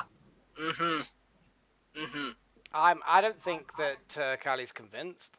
If I don't come back within about 2 years, then something maybe bad has happened to me whilst out in the waters. There are pirates. Do you realize by the time we actually probably shack up in this campaign, I'm gonna have access to things like Word of Recall So will I. and Contingency? Yep, so will I. Yeah. Yes, I know. So that's about as far as this story's gonna travel right there. Yeah. I mean, are you two finished with the foreplay? Can we get on to Yep, the continue. adventure? Okay, so you guys have your night's rest. You spy inside the chest. You find that it is probably just soldier payroll. I mean, there's nothing particularly valuable that you can see in there. I mean, you even tilt the chest gently back and forth, see if there's anything under the coins. It is just coins. Just coins. And yeah, you carry on and have a good night's rest. You all successfully have a long rest. Please, if you wish to change your prepared spells, do so now. Please click on the long rest button because you are long rested. Isn't that beautiful? Hooray. Wow, There's I suddenly tons of feel as though the food. There's tons invocation of that I water. chose was changed. Don't need that. I need to prepare that, so that means I don't have Warding Bond for today, but that's fine because we don't think Warding Bond's really useful at this moment.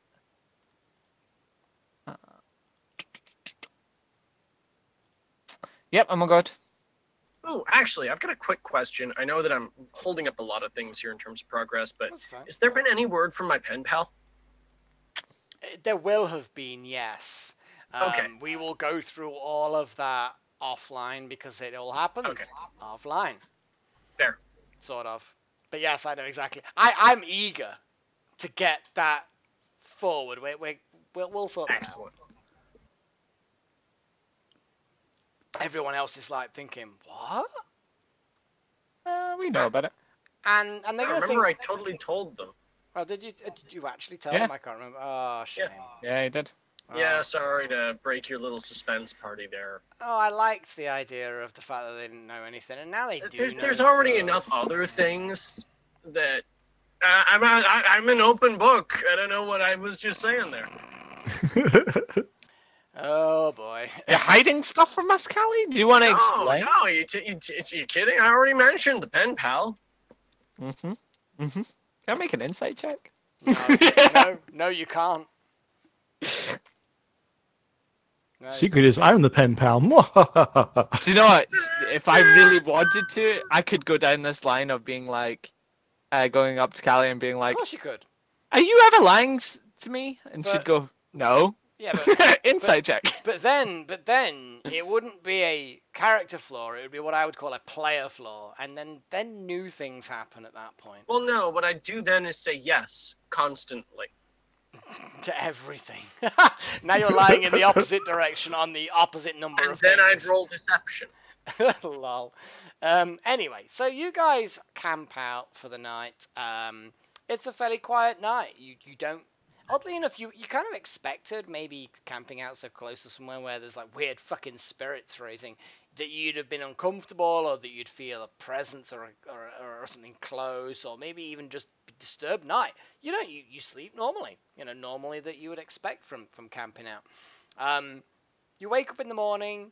The light is just rising. You're up really early. There's enough light to start traveling, so you can get off to an early start. There's enough food on the cart that Lysum had provided that everybody can have a decent breakfast. It's a bit tasteless unless you want to add a few bits of your own stuff to it. I'm adding a couple bits. I I thought you suffer might. not that poor breakfast to live. Yeah, I mean, Well, I am going to spend, about just about 30 seconds or 40 seconds or something like that casting this a few times. okay.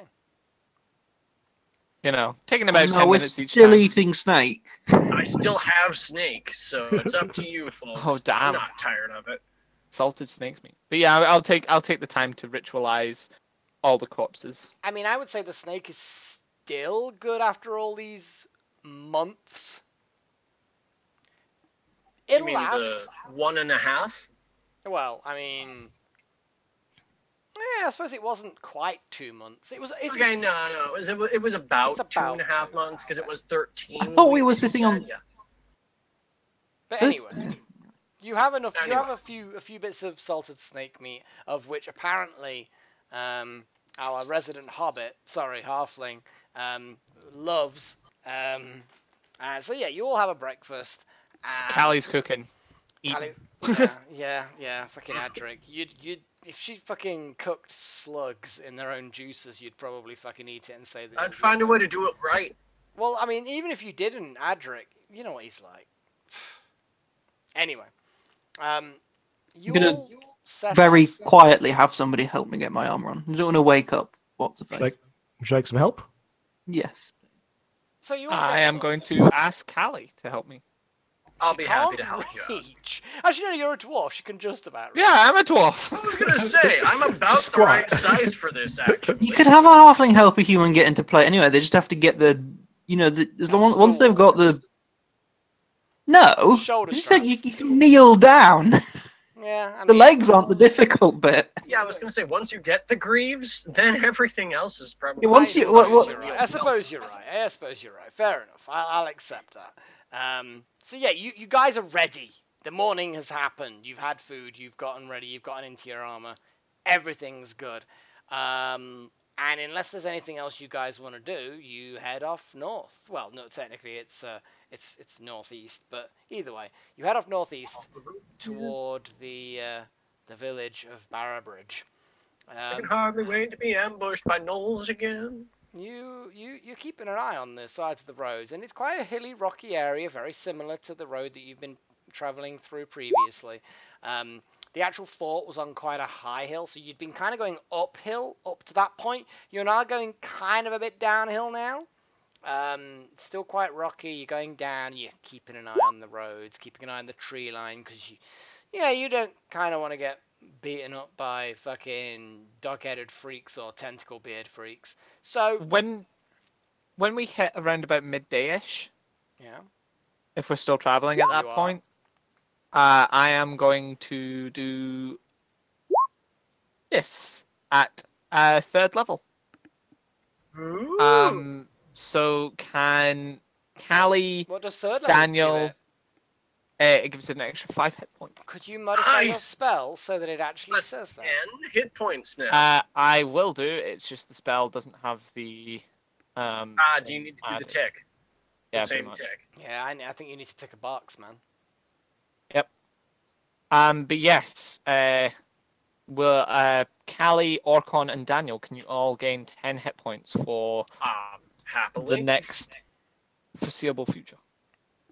Yeah, when you For the get to next about 8 midday. hours. Yeah, basically, until evening starts kicking in, There you go. you do have this. That's fantastic. Yeah, until evening starts kicking in, you have 10 extra hit points. Fan-fucking-tastic. So yeah, it gets about midday.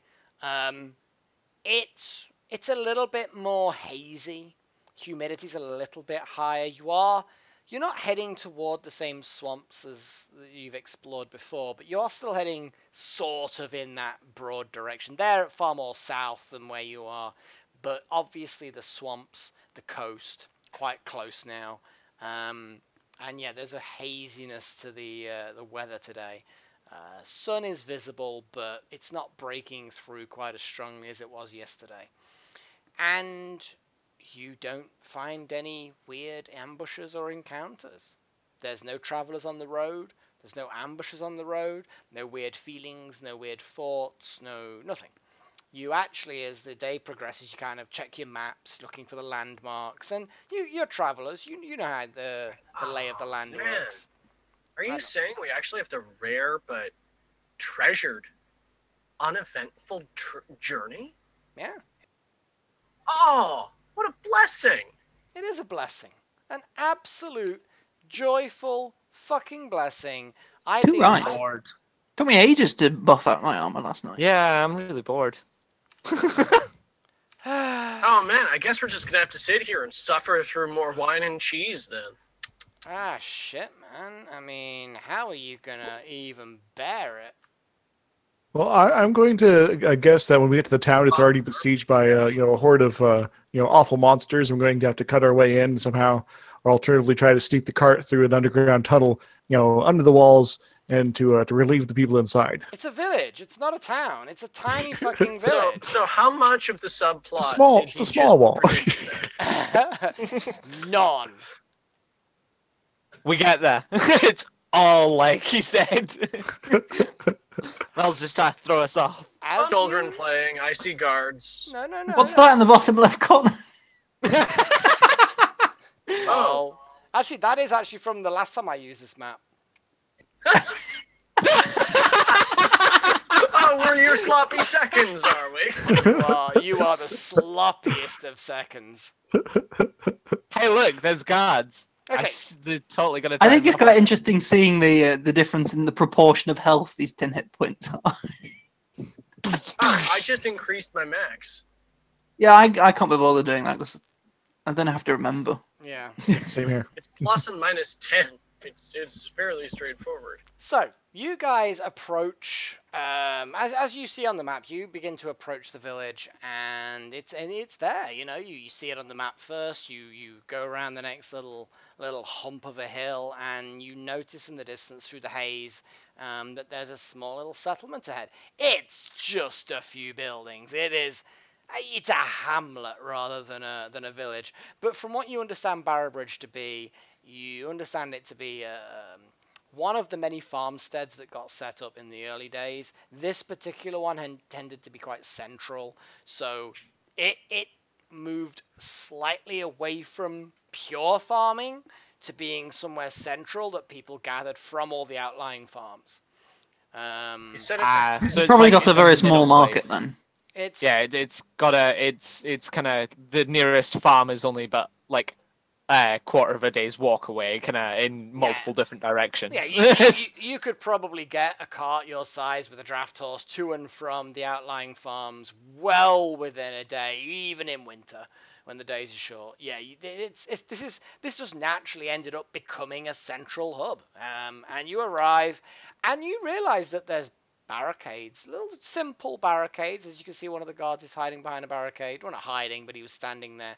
And when the guards see you, they kind of peer over as they see movement in the distance. They don't seem paranoid about you guys. They just see movement, have a little look, realize that you're not a threat, and then just kind of acquaint themselves back with keeping an eye on things.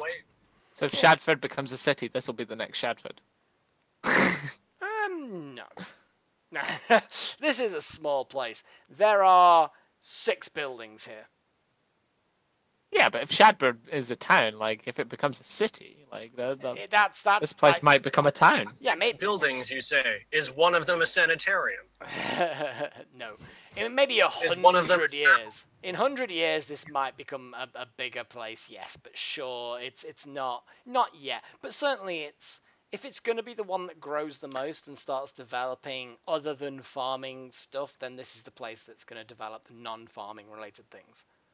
Cool. I will come back in 100 years' time. Oh yeah. Yeah, you'll probably be alive. Yeah.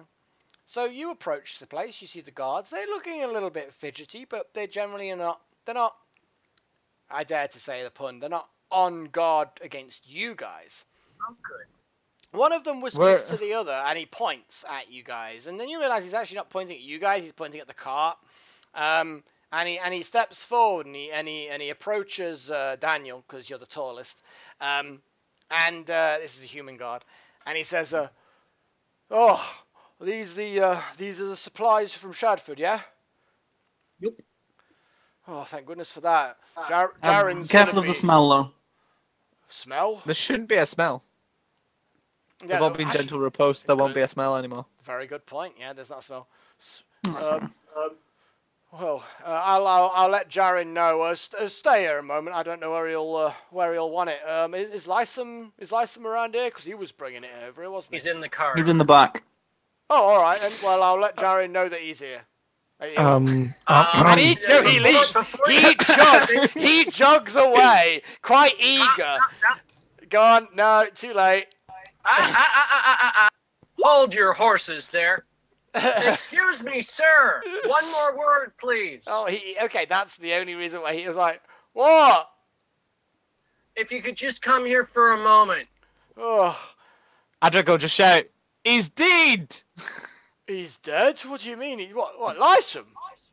Just have I'll walk to the back of the car and pick out the body. Voice with thaumaturgy at this point. I'm just like, just look in the back.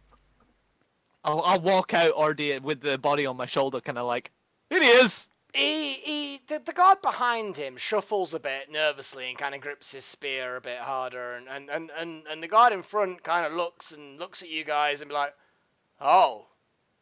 We were ambushed. And I'll throw the body back on the cart.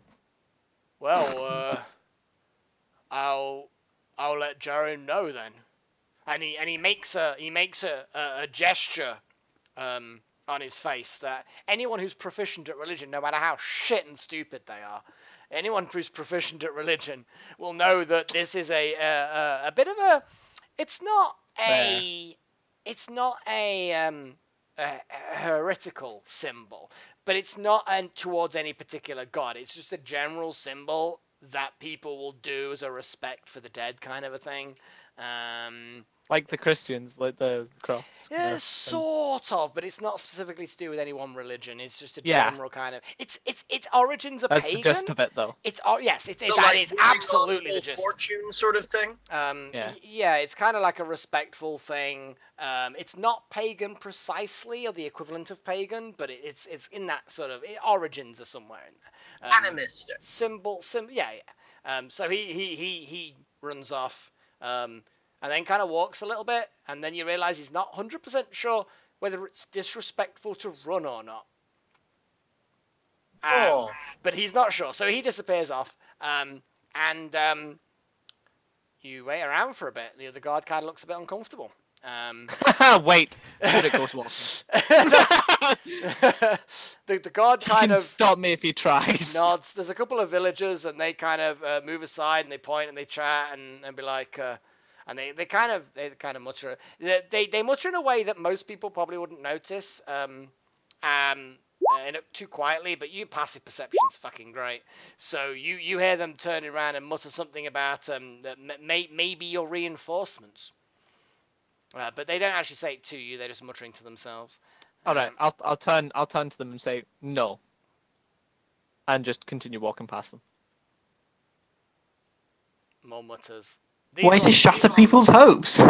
Yeah. You've crushed their hopes and dreams. They now know they're all going to die. Yeah, good work. Absolutely. Well done, Adrik. So, as you get up there to the west, you notice the guard that was previously there talking to a gentleman who is armed, armored, and appears very unlike the other guards. Whereas the other guards are a mixture of young and middle-aged people who are clearly, they're guards, they're trained, but, you suspect most of them probably haven't seen pitted, prolonged battle. They've probably... So, they're as green as the grass that they've been walking. No, they're not green. You would say that the most violence a lot of these have seen might be a small little couple of bandits, drunken Couple of packs of people, wolves. packs of wolves, nothing particularly, not battle, certainly not So battle. nothing over CR2. Jaren reminds us a lot of Daniel. Jaren... I don't know, Jaren's scowling more than Daniel ever has. Jaren... Well, no, more like Daniel has seen war. So that's kind of the feel. No, he hasn't. I thought you had been out proper warring. Now, Jaren, as you actually do know that this is probably Jaren because he was in the letter. As you well remember the letter that was I sent. feel like he needs something in his beard. No, but Jaren is the sort of, he's not a short human.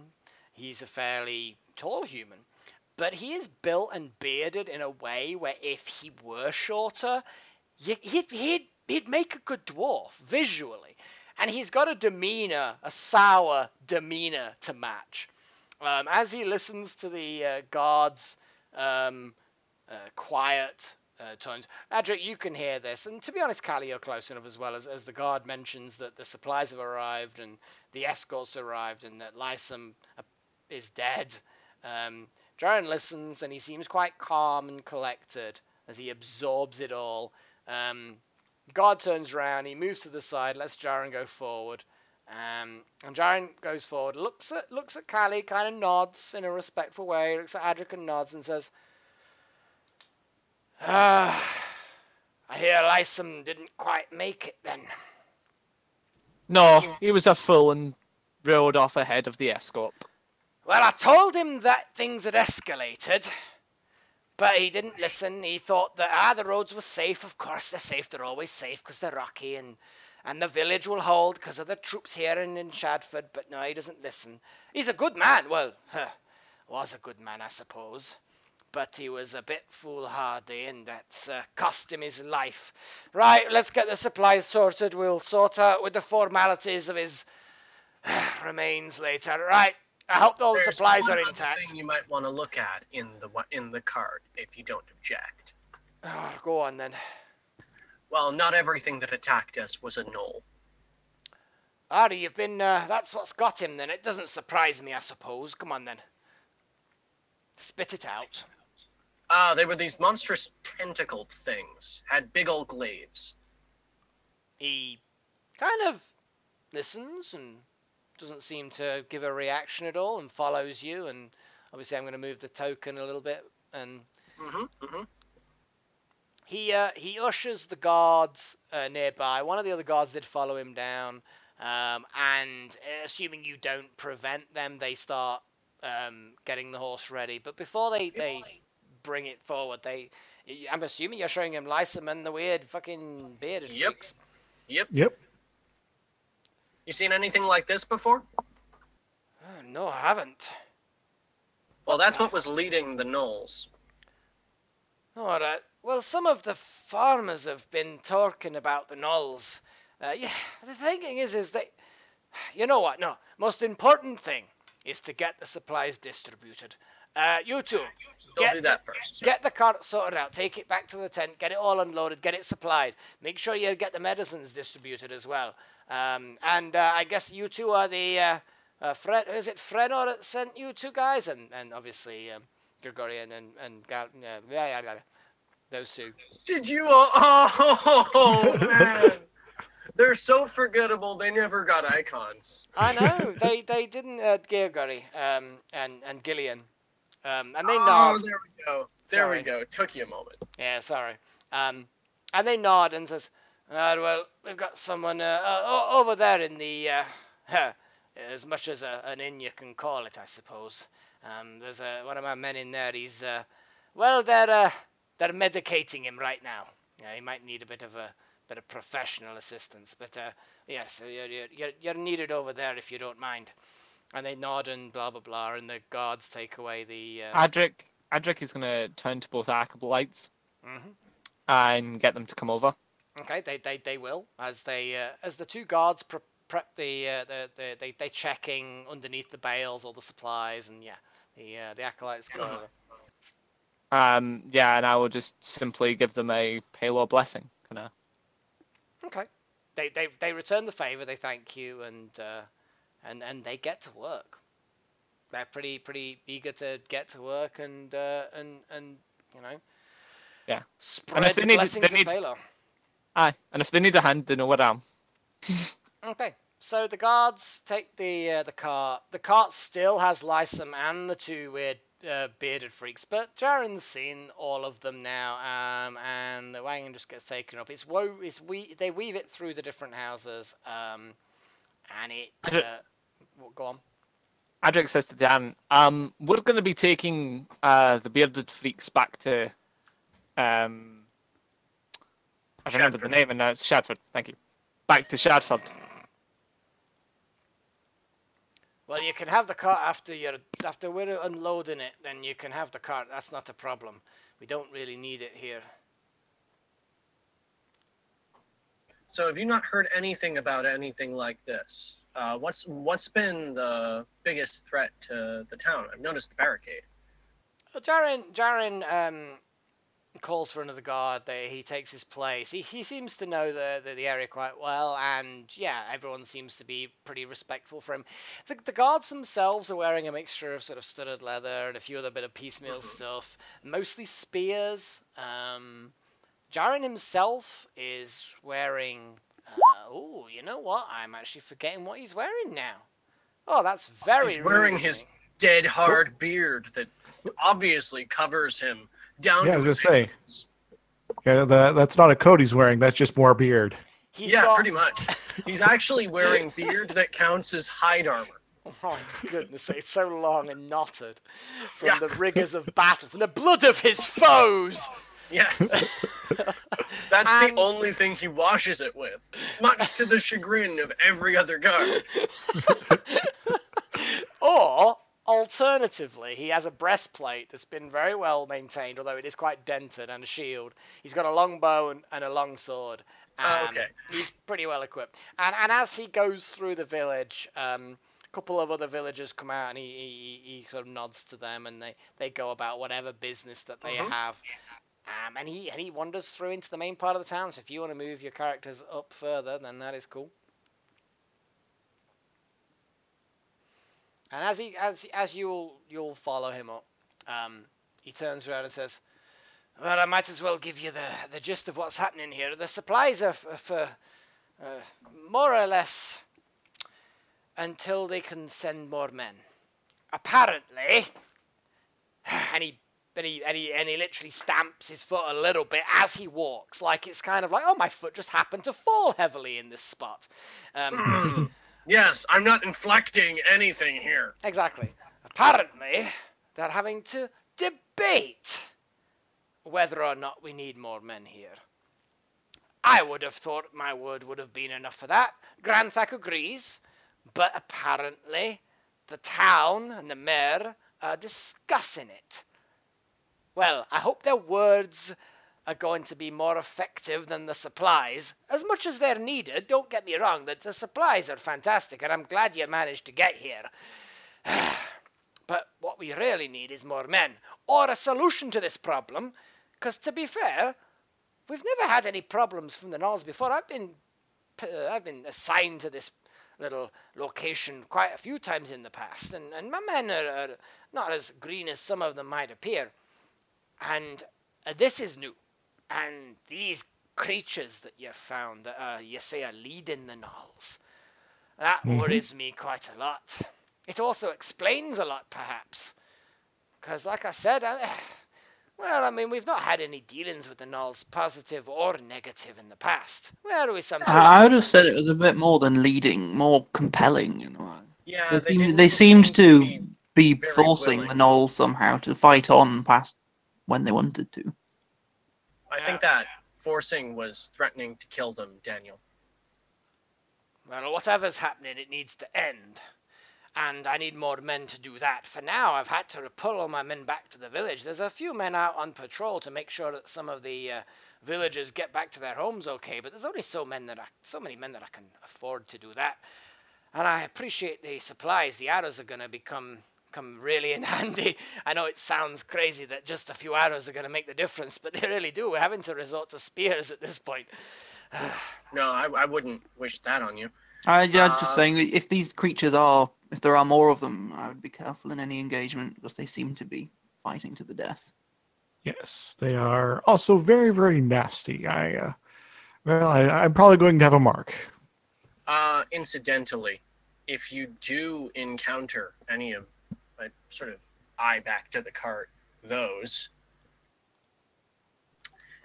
be careful. Everything about them seems to be poisonous, and their glaives are unnaturally sharp. Unnatural? You don't say. To put it bluntly, it struck my friend and I here, and it just wouldn't stop bleeding. Ludicrous blood. Now, you might be looking at me and you might say, oh, well, I mean, I'm sure you don't think that's much blood. It was a lot of blood. We were both in bad shape for a bit. Well, that's just fantastic. That's what we need around here. We need more mystery, and we need more enemies, and we need more weird creatures attacking the place. That's what we need. That's exactly what we need, actually. Oh, I apologize. No, it's okay. I'm sure you're under a lot right now. While we're here, I'd be happy to help. The last thing I want is for more instances like that to happen on the road. Lyson was a fine man, and I feel sorry for the fact that he was so brutally murdered. Lyson was a fine man, and he was honest with his trade, and that was the most important thing. He was an honest man. But I think he got a bit soft with his dealings with trading between the villages. Peacetime does that to a man. Well, if there's anything we can do, we're going to be around for the rest of the day at least.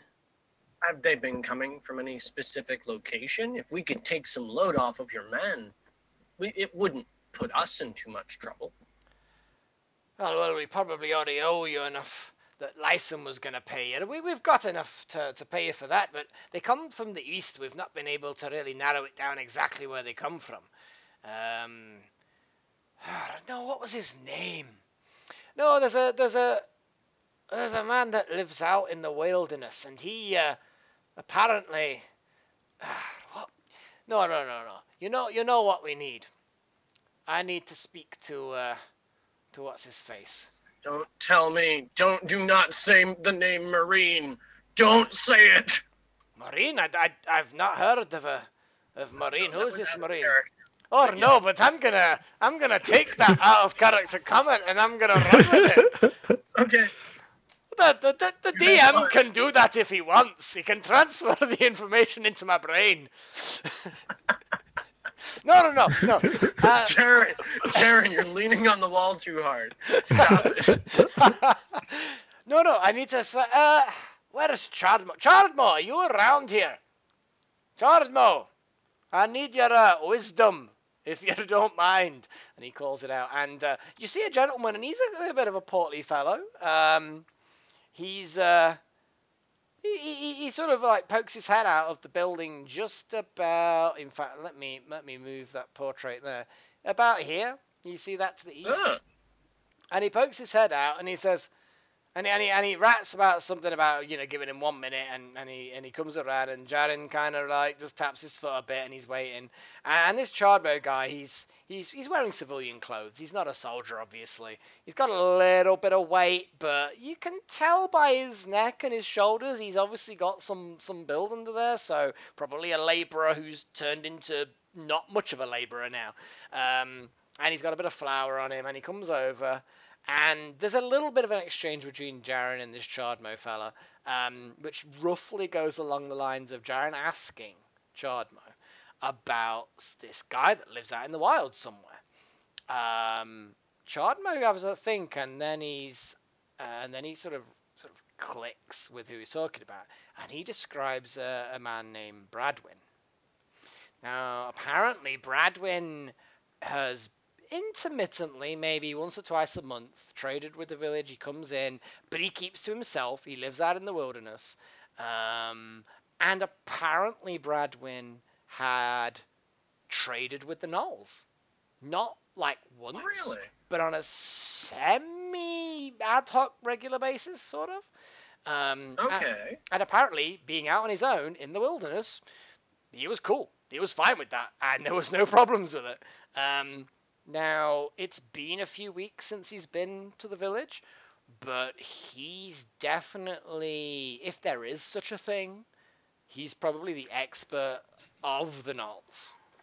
And if anybody knows where the Gnolls are coming from, it'll probably be Bradwin. So in other words, he's got the knowledge we need. Oh, God. Oh. Oh, God. And he'd be perfectly willing to flind a hand? No!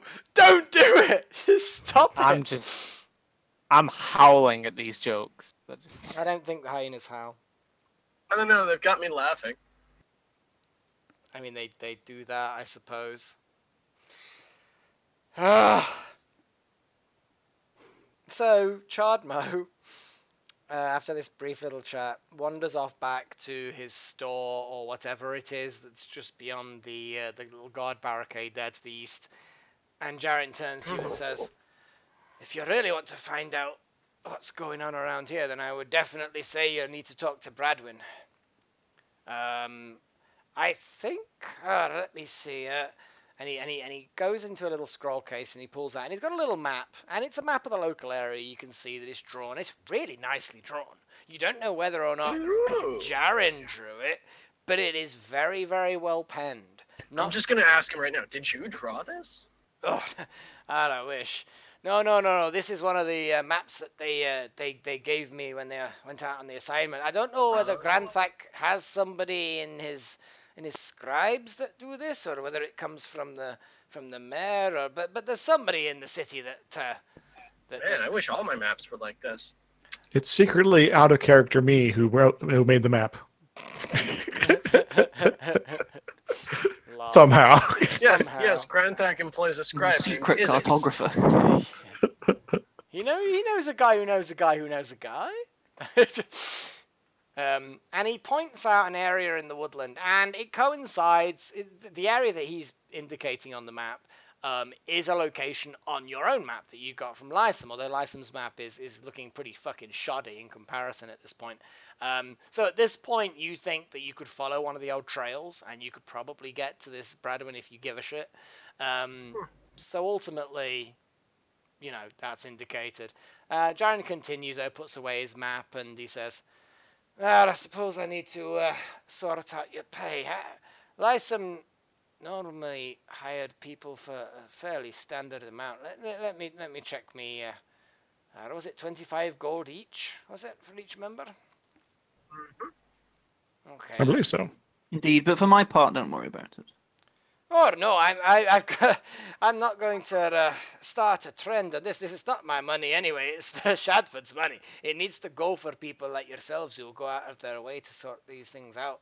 No, I don't care how you distribute it, but I wouldn't feel right not handing it out." So he basically goes in there, finds the 100 gold, and he gives you the 100 gold. Whether or not you add it to each person's or you chuck it in the party loot, that's entirely... Well, if nobody else wants their pay, I'll be happy to take 100 gold. Well, want my pay. I'll let Adrik have my bit, because he paid for all those bloody potions. He did pay for all those potions. Adrik didn't want his bit of the pay. Put it in So- the party And that pushes- fucking loot then. Pushes the 50 Party loot. pushes 50 fif- gold to. To the party loot, and then me and Callie get 25 each. Okay. Sounds good. Party There you go. loot, add 50 gold. So it's 190 in the party loot. But certainly, I am very much willing to help with going and seeing this gentleman. This seems very serious. Definitely. Now, this is a problem that if we leave it unchecked, not only will this village be potentially overrun, but it could start spreading out, getting to Shadford and things like that. Well, I'm glad that somebody understands that the potential severity of this. It doesn't seem like any of the lawmakers or leaders over in Shadford seem to give a shite about us, to be honest. It's not like we grow their food or anything. You know, if they're going to narrow it down just to usefulness, then that alone should mean that they get their fucking quills out of their arseholes and get some people up here. City folk, am I right? Ladies and Daniel, we do have to keep in mind that it might be an idea for us to go back. We have those cadavers now. Yeah, but you've done your thing for them, so they shouldn't be a problem for a few days at least. Yeah. I think definitely. By my reckoning, it's probably a good idea for us to pursue this now because we don't know when they'll attack again, and we don't know how severely they'll attack. Exactly. This seems like quite a serious situation, and we're here and we can help, so we should. By the way, All Jaren. life is precious. By the way, Jaren, when I get back to town, would you like me to speak to anyone in particular about how they've left you out to dry here? It won't do any good. I know ultimately they'll make the right decision in the end of the day, but unfortunately we haven't got that many days left.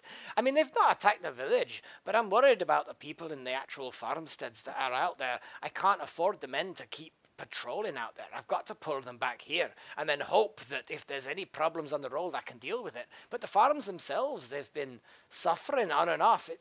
There's no way of predicting where the attacks have been going. This is the issue. If we attempt to go deal with this seems like this is a large area thing.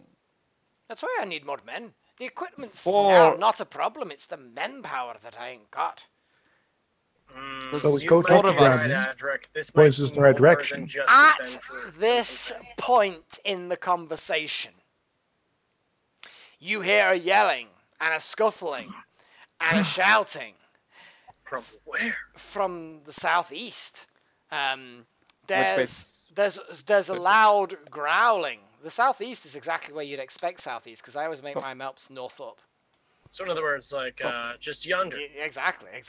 In the darkness. In the darkness, beyond the buildings. Wow, I'm gonna okay. Immediately dart towards it. Well, I'll tell you what. As Callie has literally no. You know what, Callie? I think that you are the one person who. I'm happy to move you into a good position of vulnerability. I mean, sorry, no, objective capability, so you can see what's going on. And I am gonna do this for you since you were very quick on that. I just have one Is there a thing. reason why I can't see anything? You'll see something soon. Heck!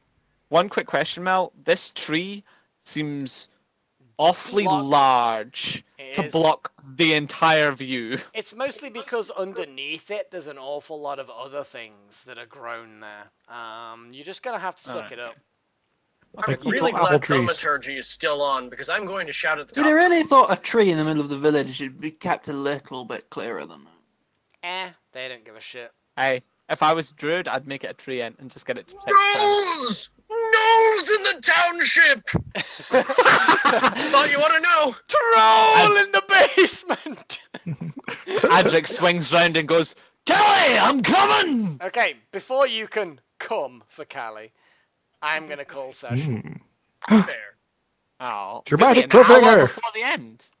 I'm gonna end it there. I'm sorry, guys, but you know. No, that's fair. Malik, you should really have queued up the Doctor Who episode stinger.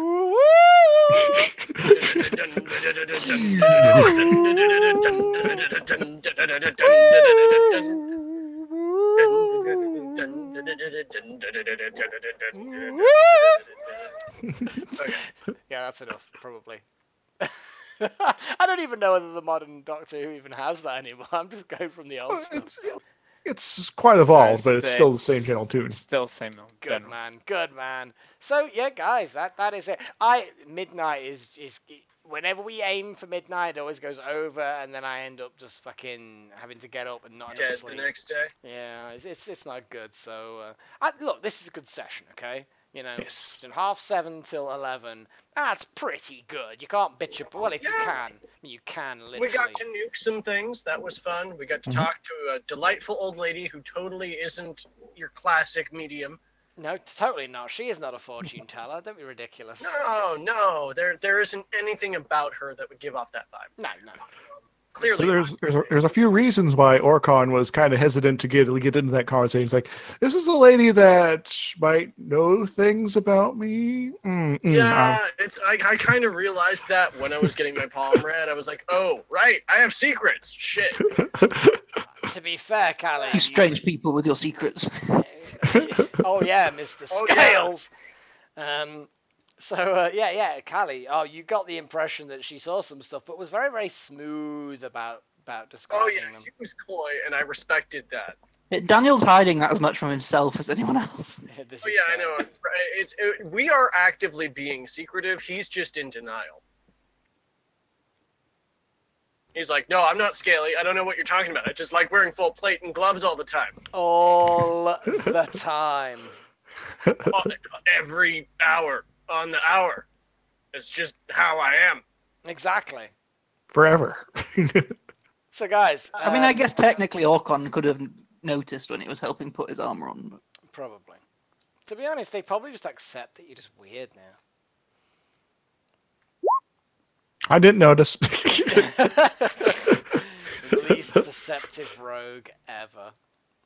You know, that's the problem with both of our quote sneaks unquote. They're the worst eyesight ever. Fucking myopic. Yeah, we've got the fuckers. blind. We've got the fucking Garrick problem here. Oh god, yeah, Garrick through and through. He.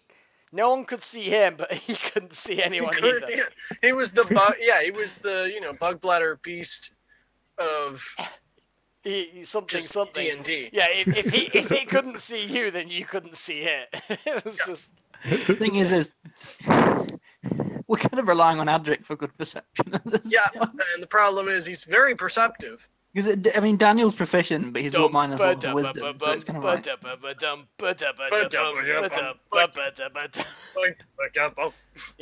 Yeah, that's the problem. so he's like got permanent stealth 0, but decent perception. So guys. See, Adric's the distraction.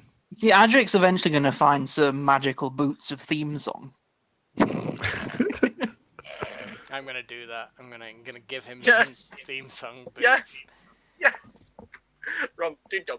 They increase your AC by 1, but while you walk, you But you automatically cannot hide at all, ever. Yeah, you cannot. You automatically fail all stealth rolls. It's just, if you make They would actually be quite interesting boots. yeah. I don't think Allie would say no to him. No, he'd love them. +1 AC, but you automatically fail all stealth rolls if you move 5 foot or more in 1 round. Yeah. I'll add that to my character sheet then. No.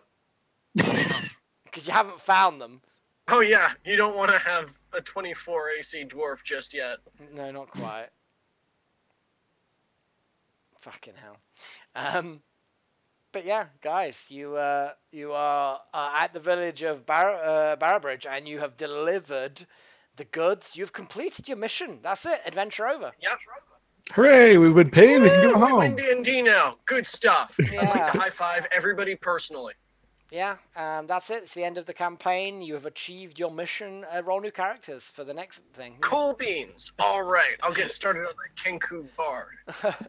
Kenku I'll Bard. be Orkon's ex-wife. There we go. Yay! Rolling pin proficiency. Oh dear. So yeah, that's it, guys. How do you enjoy that? A rolling pin could probably count as a monk weapon. It could. It's technically a club. Yeah. Tie 2 rolling pins together. Anyway, guys, I'm gonna stop the stream. So Bit of I'm, change. That's fair. I'm We're glad you just watched. bantering now. Yeah, we're just bantering now. So I hope you enjoyed it. Blah blah blah. Insert. We love you. Don't forget to like and subscribe. Yeah. And touch everything, especially Bellic. I Thank mean, you very much. You gotta hit the bell icon to get notifications. oh yeah, the bell Guys, thing. you guys need to watch my YouTube videos. Yeah. It's the bell is like the only way to actually get everything you need now, because now things are hidden and things are sorted in weird the ways. subscribe button's actually made fairly Shit. redundant. It Yeah. is It's shit. like it's the bell that actually matters. Yeah, it's sick. But anyway, I'm gonna Don't stop forget now. to So click that bye. bell as well, folks. Bye. Bye. Yeah. Bye. We love you. Bye.